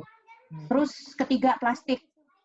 Lo bilang pakai Biclean gitu-gitu. Nah ada pendapat yang bilang udah alkohol 68% aja cukup gitu karena disemprotin aja tuh di plastik, di handphone, di apa. Apakah emang mesti pakai Biclean gitu? Berarti disinfektan yang lain harus kita tinggalin gitu, memang Biclean yang paling bagus. Terus sama kalau soal pencegahan itu, gue juga pernah baca, pernah scroll sih kayak ada iklan betadine kumur, itu juga katanya ngaruh buat kalau ada radang-radang termasuk COVID, itu dia juga bisa buat mengatasi juga. Sama terakhir masker. Tadi lo bilang masker N95, sedangkan kan pemerintah nggak spesifik nih bilangnya masker apa, yang penting masker gitu. Dan kebanyakan dari kita kan justru masker kain yang buat fashionable gitu ya. Nah itu sebenarnya apakah masker kain itu nggak ngaruh jatuhnya gitu. Jadi intinya ya sebenarnya pakai masker kain juga ya nggak ngaruh sebenarnya. Jadi ya mendingan nggak pakai masker aja sekalian gitu. Kalau emang tadi Victor bilangnya masker N95 ya. Gitu. Monggo Victor. Masker dulu ya. Masker ngaruh dong. Kalau masker kain tuh 70% dia bisa non-virus. Jadi masker itu kita ngelindungin orang lain dan ngelindungin diri kita sendiri. Kalau kita batuk, artinya misal, contoh gue sakit nih, gue COVID. Gue batuk, itu bisa nahan 70-80% tuh masker kain atau masker bedah. Jadi tetap masker. Tapi kalau pakai N95 misalnya, ya itu tenaga kesehatan pakai N95 udah harus, wajib. Nggak boleh enggak. Itu N95. Kemudian apa tadi asisten rumah tangga ya? Interaksi lo sendiri sama keluarga gitu, lo kan terpapar banget nih. Apakah lo? Gue pulang itu langsung mandi. Jadi gue kerja nggak begitu pulang rumah langsung mandi baru pegang anak. Ya mandi itu. Protokol mandi itu udah pasti keramas, udah pasti cuci muka, bibir, kumur-kumur betadine itu wajib, nggak boleh nggak. Sampai ke sepatu segala, Tor? Artinya sepatu tuh harus disemprot gitu? Sepatu, kalau gue kerja udah nggak pakai sepatu, gue kerja pakai sendal karet. Jadi sendal karet gue yang buat masuk rumah sakit, begitu gue naik mobil, itu langsung gue rendam ke Biclean. Nah, gue buat gue di tempat lain, sendalnya lain lagi. Baju sampai rumah, cuci langsung. Itu. Tapi lo tetap sekamar sama anak sama istri lo tetap sekamar berarti ya? Tetap. Walaupun, oke. 2 minggu waktu pertama-tama gue dapet kasus di sini, sempet anget badan gue tuh. Habis itu swab juga, syukur negatif ya. Pisah kamar gue sama anak istri gue. 2 minggu gue isolasi mandiri di bawah, pusing juga kepala gue bilang, udahlah. Yang penting kita udah usaha lah. Nah, terus urusan pembantu, ya kalau gue bilang sih lo kesian juga. Gue bilang, jangan pakai pembantu ya. Repot juga kan. Nah, tapi kalau saran terbaik gue sih, lebih baik pembantu lo datang, lo udah siapin baju deh buat dia kerja. Oke. Perlu mandi dulu nggak sih? Atau? Dia nyampe rumah, mandi dulu.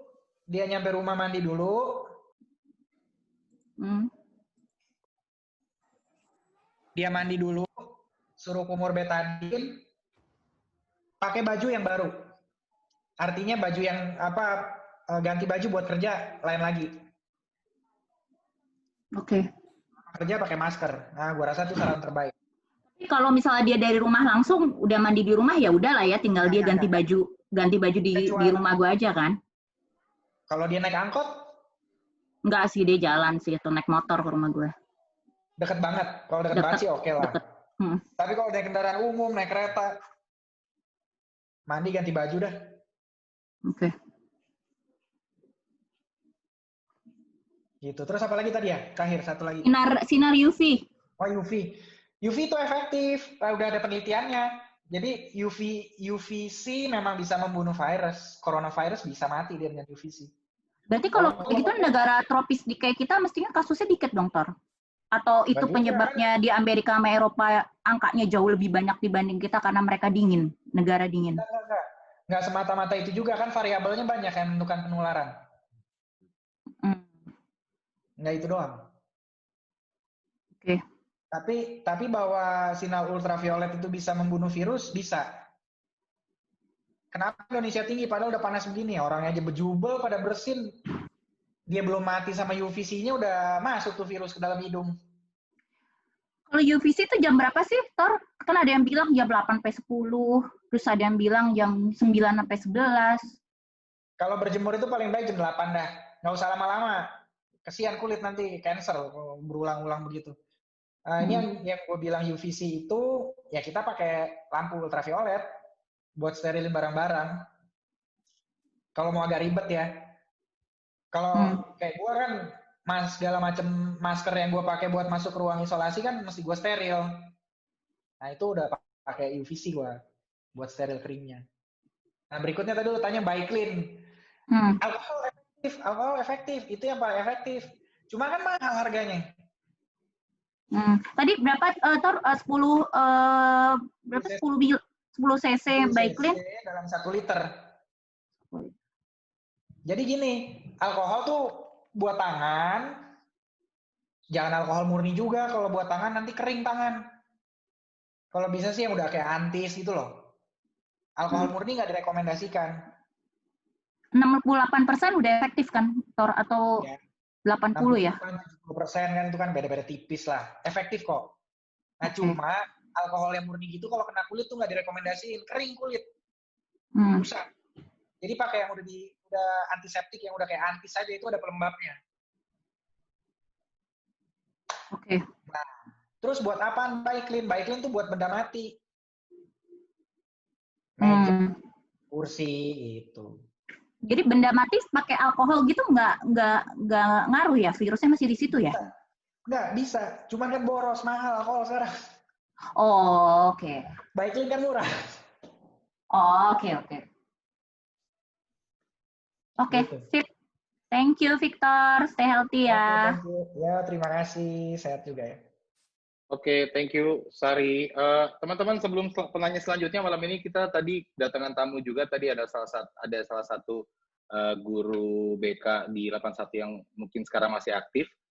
Tadi malam ini kita juga kedatangan Pak Alba, guru kita waktu kita sekolah dulu. Tampaknya Pak Alba ini di chatroom ada bawa bertanya. Pak Alba, apakah ada pertanyaan sebelum kita masuk ke penanya selanjutnya? Monggo Pak Alba, selamat malam. Malam, Assalamualaikum anak-anak. Waalaikumsalam. Waalaikumsalam Pak Alba. Iya, Victor. Senyumnya belum berubah, Victor. Ya, mohon maaf nih baru gabung, baru sampai rumah. Iya, Pak. Tapi alhamdulillah bisa menyimak, senang juga nih. Baru tahu nih Victor bisa sharing dari tempat yang jauh. Mungkin yang perlu saya ketahui ini anak-anak, manggilnya masih anak-anak ya, nggak apa-apa ya? Siap, Bapak. Iya, wajahnya masih imut-imut tuh, Tiza masih imut-imut tuh. Ya. Yes. Iya, Victor, bagaimana menyikapi new normal saat ini yang kalau di DKI kan relatif sudah mulai menjalankan ya, sehingga aktivitas di kereta, di kendaraan umum dan lain sebagainya ini boleh dibilang sudah tidak ada batasannya lagi. Nah, ini bagaimana kita mensikapi kalau banyak orang ya kita nggak tahu ya, OTG itu kan di mana-mana.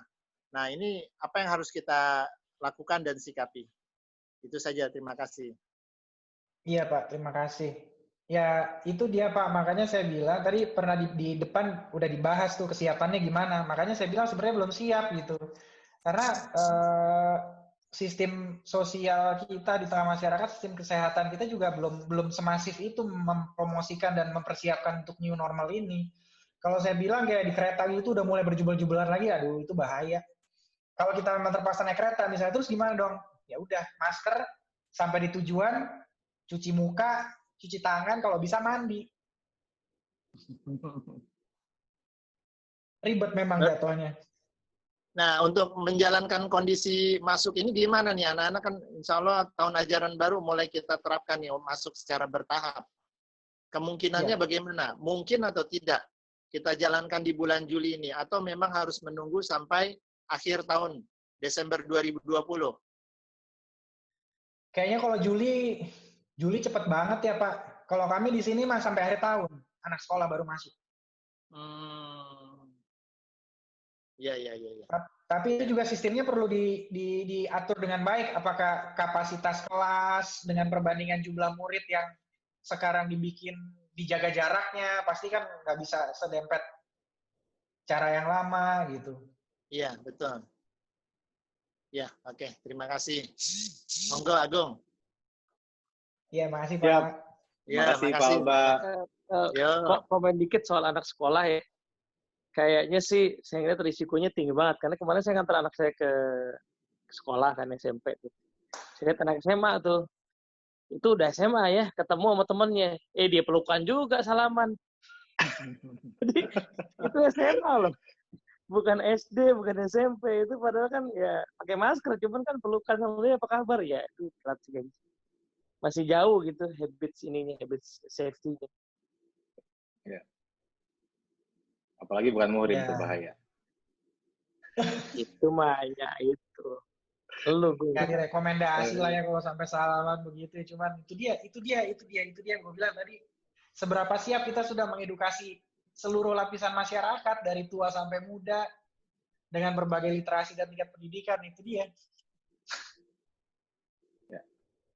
Oke, terima kasih Pak Alba. Mungkin sebelum teman-teman mohon izin ya kasih kesempatan mungkin dari Ibu Reni Oktora. Ibu mungkin kalau ada pertanyaan boleh Bu di-unmute. Mungkin bertanya bagaimana nanti juga untuk anak-anak seperti apa. Monggo silakan Ibu. Ya, Assalamualaikum warahmatullahi wabarakatuh. Waalaikumsalam warahmatullahi wabarakatuh. Ya, terima kasih sekali. Ini saya masuk ke ruang sini. Ini sebenarnya karena teman-teman kalian juga, salah satunya ya saya sampaikan tadi di awal Santi ya. Pertemuan yang tidak disengaja, ternyata dunia sempit gitu. Jadi kami sama-sama dalam satu pelatihan di Surabaya gitu.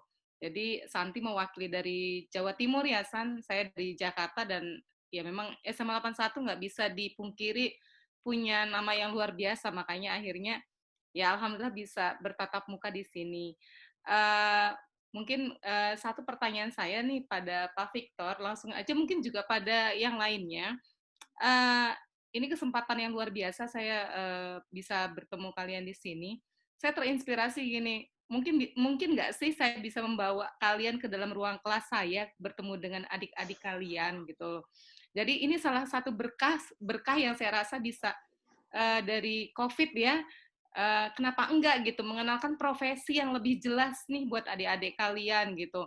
Nggak sekedar oke, lu kuliah kedokteran, apa sih lu mau jadi apa sih jadi dokter dengan kondisi COVID kayak gini, emang ada yang berani jadi dokter lagi gitu kan.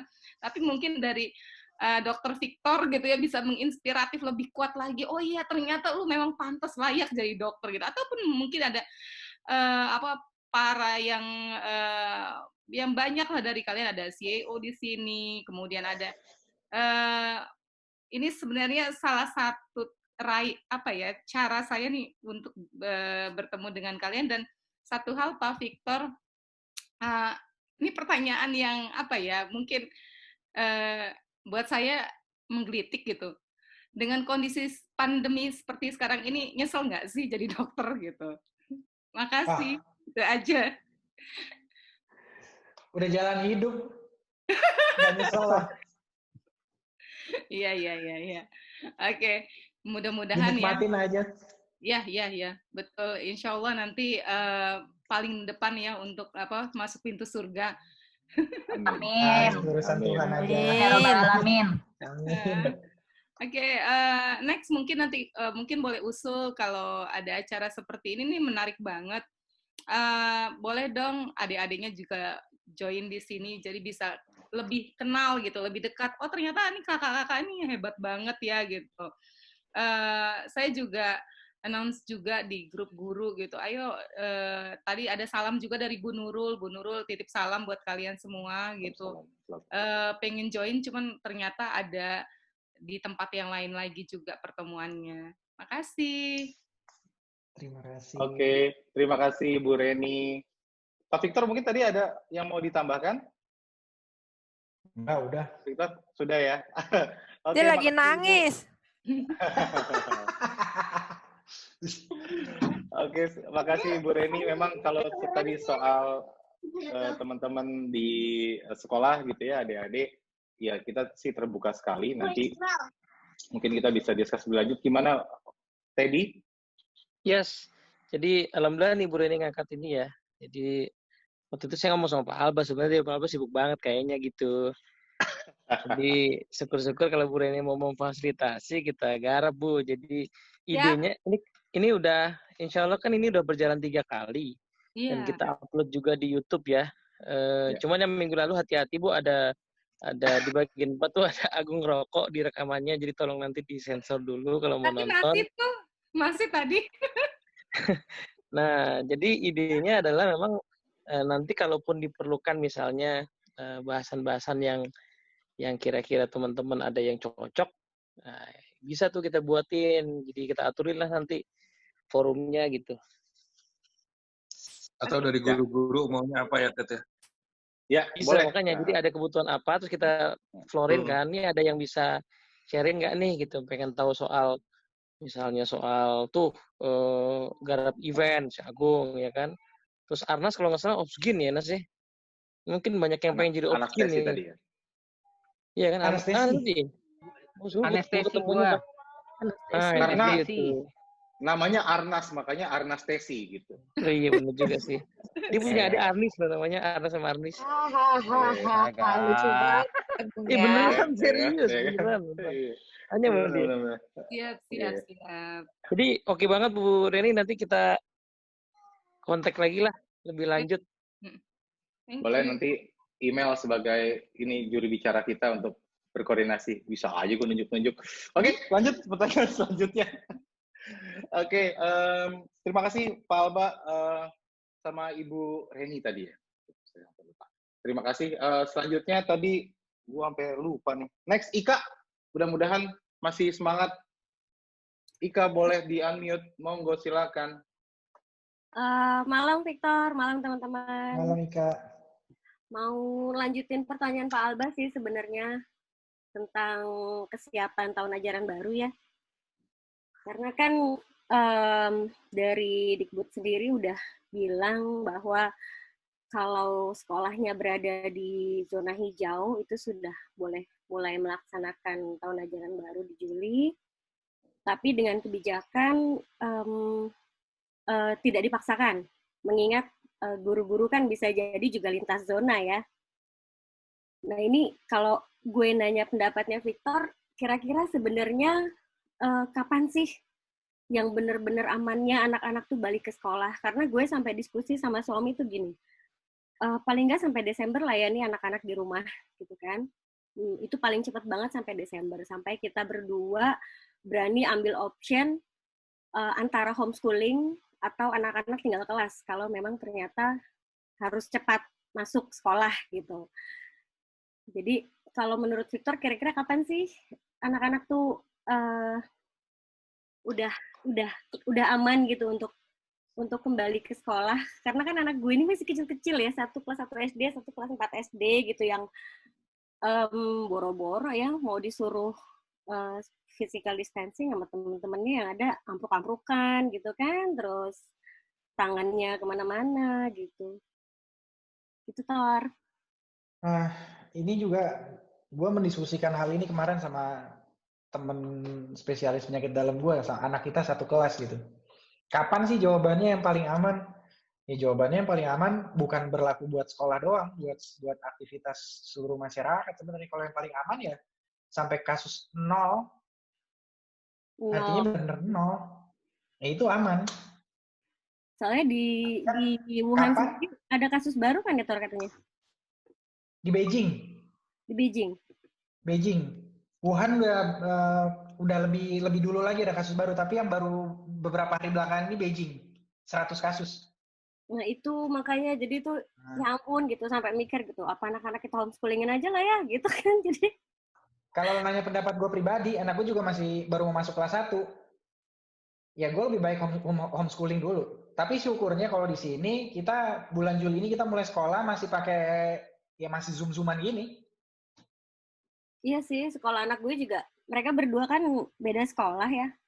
Itu juga alhamdulillah dua-duanya sih masih lanjut sekolah di rumah gitu. Cuman kan kita nggak tahu kebijakan ke depan gitu ya, kalau misalnya ya kemungkinan terburuknya sampai harus masuk sekolah terus harus gitu, ketidakhadiran akan mempengaruhi kenaikan kelas, ya antara dua opsi itu gue sama suami udah siap ambil sih gitu kan. Cuman kan kita perlu apa ya? Ya kalau misalnya aman untuk anak-anak itu kan pastinya aman untuk orang dewasa gitu kan ya Tor ya? Jadi sebenarnya nunggu bener-bener clear banget itu ya, baru aman banget gitu ya Tor. Iya, kapan nggak bisa jawab kita. Okay. Tapi gue sepakat sama lu, mendingan anak tinggal sekolah atau homeschooling sekalian. Ya, baiklah kalau begitu mama-mama, papa-papa semangat yang masih harus mendampingi anak-anaknya sekolah di rumah. Semoga diberi kesabaran yang luar biasa, diberi kesehatan, diberi semangat untuk membersamai anak-anak terus. Makasih Victor. Terima kasih Bun, Kak. nanti share homeschoolingnya ya Bun. Kalau ada optionnya. Gue juga sama kayak lo. Iya ya, homeschooling. Nah, itu tuh. Gue itu masih lebih ke homeschooling kan masih ada komunitas, ada lembaga ya. Itu masalah lebih real tuh. Gue sendiri masih belum terlalu banyak mengumpulkan informasi homeschooling gitu. Tapi kayak beri kurikulum gitu kan? Ya, itu dia. Kalaupun misalnya mau independen, kita lewat komunitas kan sebenarnya komunitas juga udah banyak ya, tinggal cocok-cocokan aja mau yang mana, atau mau lewat lembaga kayak Kak Seto gitu juga itu lebih memudahkan karena lesson plan dan segala macam tutor itu sudah disiapkan gitu. Jadi ya kayaknya emang mostly kita harus bersiap sama kondisi yang seperti itu sih ya sekarang jadinya. Gitu. Oke, thank you Victor. Sip, terima kasih. Thank you Wika. Teman-teman, karena kita tadi mulai dari jam 8 kurang lebih udah 1,5 jam. Kita dari waiting room di awal dari mulai setengah 8. Dan ini pertanyaan masih banyak, masih ada 1, 2, 3, 4, 5 orang yang mau bertanya. Jadi mungkin next pertanyaan boleh tolong di speed up, lebih singkat. Kemudian kalau bisa 1 pertanyaan aja ya, supaya yang lain bisa kebagian. Setuju ya? Oke, next-nya ada Mardiana. Monggo silakan Mardiana di unmute. Oke, selamat malam semuanya. Dokter, kayaknya udah kemalaman di sana. Iya, kalau kemalaman boleh japri. Kita speed up aja ya. Nggak apa-apa. Thank you, Dok. Ya, pahalanya banyak kalau Victor soal ini. Tenang. Oke. Sorry. Lanjut. Oke. Aku mau nanya ini aja sih, singkat aja sama Pak Dokter Victor ya. Intinya ketika di rumah sakit itu ada orang yang misalkan gejalanya mirip dengan COVID dan ada juga mungkin orang yang darurat untuk ke IGD. Apakah itu penanganannya berbeda atau bagaimana ya? Bisa di-sharing nggak sih bagaimana situasi penanganan di rumah sakit ketika orang sakit biasa mungkin atau dengan orang yang benar-benar sakit gejalanya mirip gitu loh. Bagaimana cara membedakan penanganannya terutama misalkan di instalasi gawat darurat atau di ruang praktek biasa. Itu aja sih. Sama mungkin yang kedua, apakah kita kalau minum vitamin C setiap hari akan merusak ginjal atau tidak ya, Dok? Ya, terima kasih. Monggo. Vitamin C dulu deh. Vitamin C itu kalau misalnya dari buah atau dari makanan sehari-hari kita cukup, udah nggak usah pakai suplemen lagi. Kecuali memang kita butuh, misalnya lagi flu gitu, oke aja nggak apa-apa kalau kita mau tambahan. Tapi juga jangka waktu panjang terlalu lama juga nggak usah lah kalau nggak perlu. Nah, kemudian kalau kita membahas pasien masuk, gejalanya ini COVID atau bukan gitu. Kalau gejalanya mirip, bagaimana sih penanganannya di IGD gitu. Nah, dalam keadaan pandemi kayak begini, kita melakukan pelayanan tuh kita ambil yang terburuk dulu. Kita mesti screening baik-baik dulu di IGD, di depan saat pasien masuk. Ini kita coba ambil contoh IGD dulu ya. Biasanya, kalau pasien masuk misalnya dengan gejala, pasien apapun deh masuk IGD, biasanya kita rapid dulu tuh. Kalau di tempat kami di sini kita rapid dulu semuanya. Jadi mau bersalin di rapid, pasien datang dengan diare di rapid, pasien datang dengan malaria di rapid, pokoknya semuanya mau masuk rawat inap di rapid. Kalau pasiennya rapidnya positif, kan nggak mungkin di swab langsung keluar hasilnya. Itu kita masukkan ke ruangan isolasi khusus. Nah, isolasinya masih tempatnya, ruangannya bukan isolasi yang buat pasien COVID yang positif, dipisahin dulu gitu. Nah, tapi kalau misalnya dia rapidnya negatif, ya kita bisa masuk ruangan biasa. Meskipun sebenarnya dengan rapid negatif itu pun nggak menyingkirkan kalau tahu-tahu dia nanti sebenarnya dia pasien COVID positif. Jadi banyak ketidaksempurnaan di dalam sistem pelayanan kesehatan yang ada sekarang gitu. Ya, akhirnya kembali lagi ke kami petugas kesehatan, sebaiknya menganggap semua pasien itu positif. Jadi kami pakai APD yang mumpuni. Kira-kira gitu. Misalkan Dok, kalau di dalam IGD itu ada orang yang daruratnya itu orang itu maaf misalkan kecelakaan. Dan apakah akan itu di IGD itu ada pemisah lagi antara orang yang benar-benar sakitnya begitu atau dengan yang sakitnya ya sakit-sakit penyakit dalam gitu, dengan penyakit-penyakit yang misalkan ya karena kecelakaan berdarah-darah atau seperti apa gitu. Misalnya begini, ada pasien kecelakaan itu kita rapid dulu. Kalau kami di sini ya, kalau rapidnya positif dan dia butuh operasi sito segera gitu, entah misalnya apa, patah tulang atau apa yang butuh segera banget, operasi di ruang operasi infeksi. Jadi dokternya operasi dengan APD level 3, pakai baju astronot yang teman-teman bisa lihat tuh, yang biasa kawan-kawan lihat, pakai baju warna putih, pakai kacamata dan lain-lain. Nah, itu kalau darurat banget. Tapi kalau misalnya elektif, mesti operasi, ya biasanya kita swab dulu. Swab, tunggu hasil swab ada, kalau aman ya udah operasi di ruangan yang non-infeksi. Tapi kalau swabnya positif, ya operasi di ruangan yang infeksi. Gitu. Ribet ya jadinya. Alright. Oke, ya udah cukup. Terima kasih. Thank you. Oke, kita speed up lagi. Next-nya, Bajai. Hardian Krisnanda. Lu pada ingat nggak namanya Bajai itu Hardian Krisnanda? Jai, monggo. Ingat lah, Bung. Ingat. Gue masih ingat dulu si Victor seksi 1. Jai. Udah boleh ngomong belum nih? Udah. Itu pisu malam, bakso. Bos. Habis makan bakso gue. Tor, apa kabar, Tor? Baik, apa kabar, Bro? Sehat, alhamdulillah. Singkatnya, Tor, menurut lo, prediksi lo kapan nih COVID-nya berakhir dengan penanganan pemerintah kayak gini gitu? Indonesia mah kayaknya agak lama ya.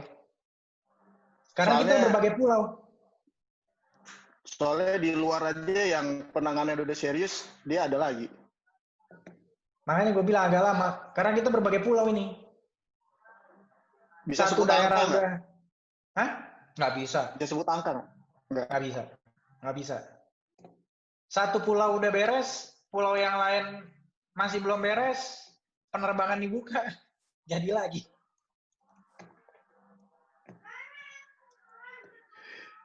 Iya. Udah flight Itu lagi aja belum, sih. Jay?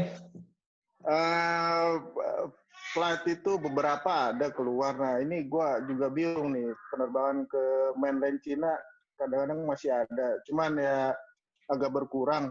Dia cuma ngambil APD misalkan dari Guangzhou kemarin. Ya cuma kalau untuk kemarin ke Hong Kong ada, cuman dia bawa TKI aja. Nah itu gue juga bingung tuh aturannya gimana, kok udah boleh terbang lagi. Nah, sebenarnya gue juga khawatir sih di lingkungan kerjanya begitu kan resikonya tinggi. Jadi ya makanya gue pengen nanya prediksi lo dari sisi medis itu tahun berapa bakal hilang nih COVID?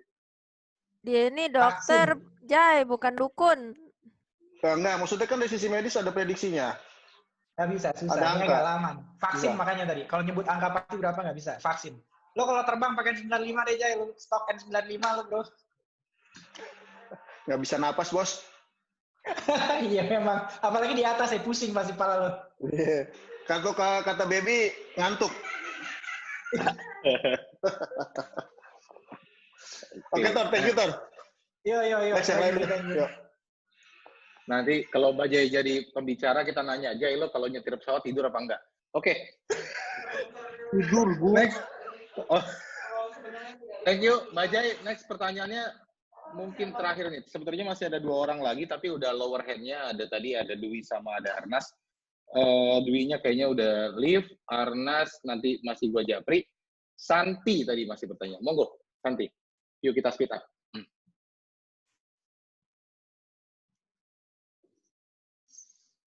Mana Santinya? Iya.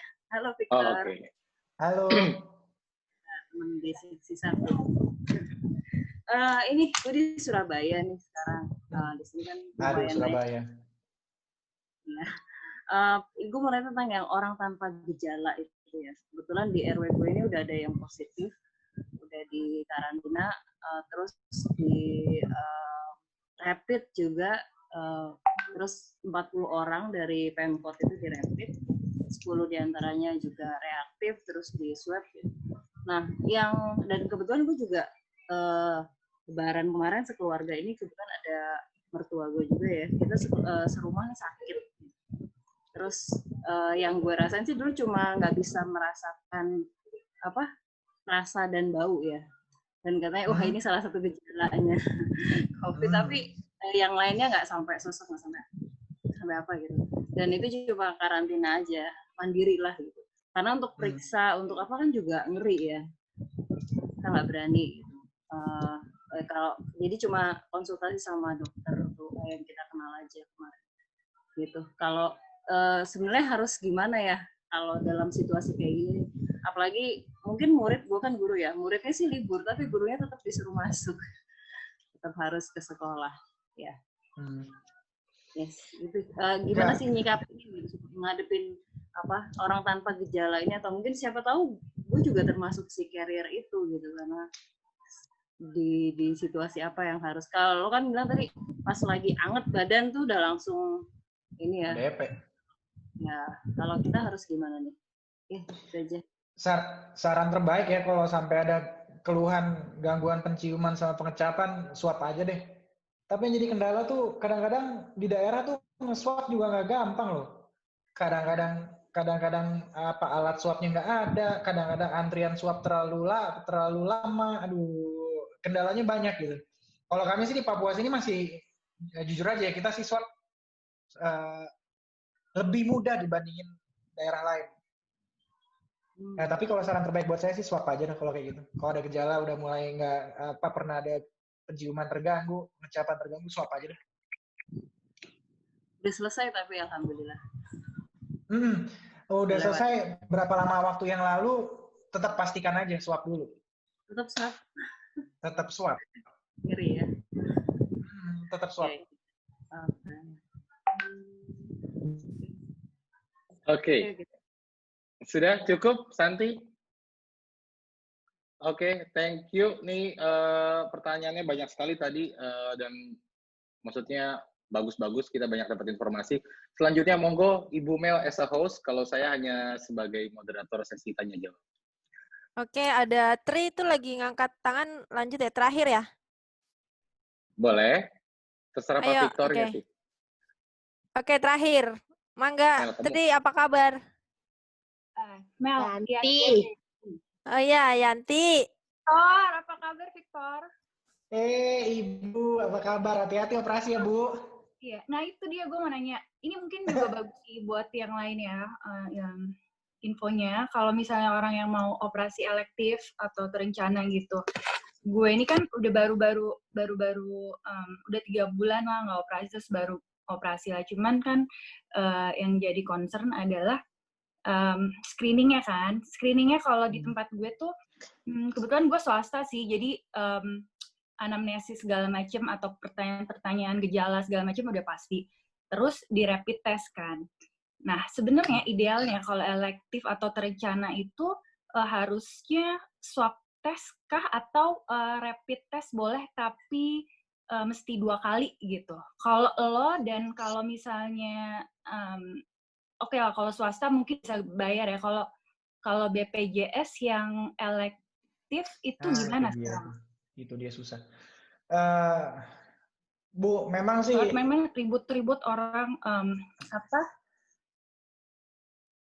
seksio terus di rapid test gitu kan? Heboh. Itu juga kendala tuh di sini. Padahal penting banget, iya. Kalau kami di sini pasien-pasien yang mau tindakan apapun itu, mau bronkoskopi, mau apapun itu, kita saat ini sedang menuju kita swab semua dulu yang elektif. Kalau yang sito-sito, apalagi rapidnya positif, operatornya semua pakai level 3 di OK infeksi. Jadi kalau menurut gue jawaban terbaik gue sebaiknya swab. Tapi nggak bisa di semua daerah, gue ngerti itu susah kendalanya. BPJS juga bayar. Iya, kalau nggak bisa swab terus gimana dong? Operatornya aja udah lindungin diri sendiri. Iya. Kalau gue bilang nih sih, apalagi lo operasi daerah atas gitu, daerah muka, lo lebih baik pakai masker 3M aja tuh yang bulan jual. Enggak, gue yang 95 masih tetap double sama surgical. Double sama surgical. Ya udah hati-hati cipratan tuh. Kacamatanya yang bagus. Iya. Oke, thank you Victor. Oke, thank you. Baik, salam-salam dari Yanti nih menutup acara. Kayaknya, tapi iya. Mel, video lu nyalain dong. Oke. Nah. Oh iya. Oke, ini karena tadi Vincu bilang hati yang bahagia tuh merupakan obat juga. Jadi penutupnya kita main game sedikit aja, nggak banyak-banyak. Jadi gamenya itu tebak kata. Tebak katanya, main gamenya bukan main basket sama Victor ya. Ini lihat layar gue gak? Iya. Iya. Kalau main basket sama Victor pasti kalah lah yang lain. Tebak katanya itu jadi masih ada Baby sama Agung tuh. Iya. Jadi tebak katanya, Victor lo milih siapa di antara peserta yang hadir malam ini buat ngejelasin kata, lu yang nebak. Siapa ya? Yanti Buru. aja deh, Yanti deh. Yanti. Yanti aja, Yanti. Yanti, lu siap ya? Yanti, halo. Oke. Masih gabung gak dia? Masih.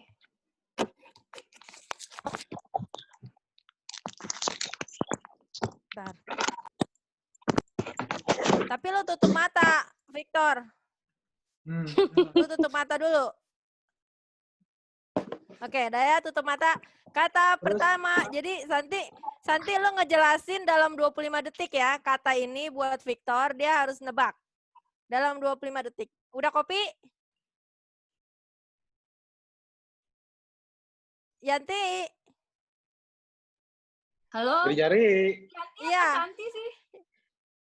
Yanti. Santi apa Yanti tadi dia? Oh, Yanti. Dokter. Oke, gue. Oke. Dokter, oke? Iya, siap. Iya, lu ngejelasin ya. Siap ya. Victor, denger apa yang Yanti jelasin. Mulai dari sekarang. Terbang. Sorry, berapa kata? Terserah, bebas. 20 detik. Okay. Terbang, ulang. Mulai. Terbang, coklat, gigi. Kamar mandi. Ayo dong. Kecil. Kecoa. Terbang. Wih. Ini dokter pinter lagi. Oke deh, kalau gitu deh cat doang. Oke, yang lain ya. Kawan-kawan, gue pamit dulu ya. Oke. Gue mesti ke rumah sakit kayaknya. Ada pejabat utamanya Polda yang kayaknya mau Foto positif dulu nih. lah. Tor, dikit Tor. Sebelum foto, closing statement Tor. Apa kira-kira pesan-pesan buat teman-teman semua closing Tor? statement. Closing statement gue, kita nggak perlu panik yang berlebihan. Tapi kita perlu sadar diri melakukan apa-apa yang udah dihimbau pemerintah supaya kita melindungi orang-orang yang kita cinta di rumah. Udah itu aja. Kita jangan bawa penyakit ke rumah. Nah, dah itu. Alright, keren. Thank you banget. Sebelum Victor pamit, kita semua terima kasih sama Victor. Terus teman-teman boleh nyalain videonya, kita foto bareng yuk. Lumayan nih hari ini ada 31 orang yang masih standby di room. Alhamdulillah, tiap minggu bertambah terus partisipannya, jumlah partisipannya. Oke. Yuk, yang masih bisa nyalain videonya. Oke. 1, 2, 3. Oke, bentar satu lagi. Ada 2 screen soalnya. 1, 2, 3. Oke, sekali lagi boleh kali ya. 1, 2, 3. Alright. Makasih Victor. Thank you Victor. Stay safe, stay healthy. Thank you so much. Terima kasih kawan-kawan. Bye Sehat semua ya. Sama-sama. Thank you, sama-sama selalu sehat. Amin. Bye-bye Pak Alba, Bu Reni. Terima kasih semuanya. Ya, Arnas, Arnas Pak ya. Alba. Ya, closing aja. Assalamualaikum. Waalaikumsalam. Ya, saya pamit ya. Ya, Pak Alba. Sehat-sehat, Pak. Ya, sehat semua ya. Terima kasih, Pak. Assalamualaikum. Salam warahmatullahi wabarakatuh. Alright. Oke, satu persatu lift. Iya, udah. Oke, Bye, Agung. Thank you, Agung. Thank you, Mel. Bye. Thank you.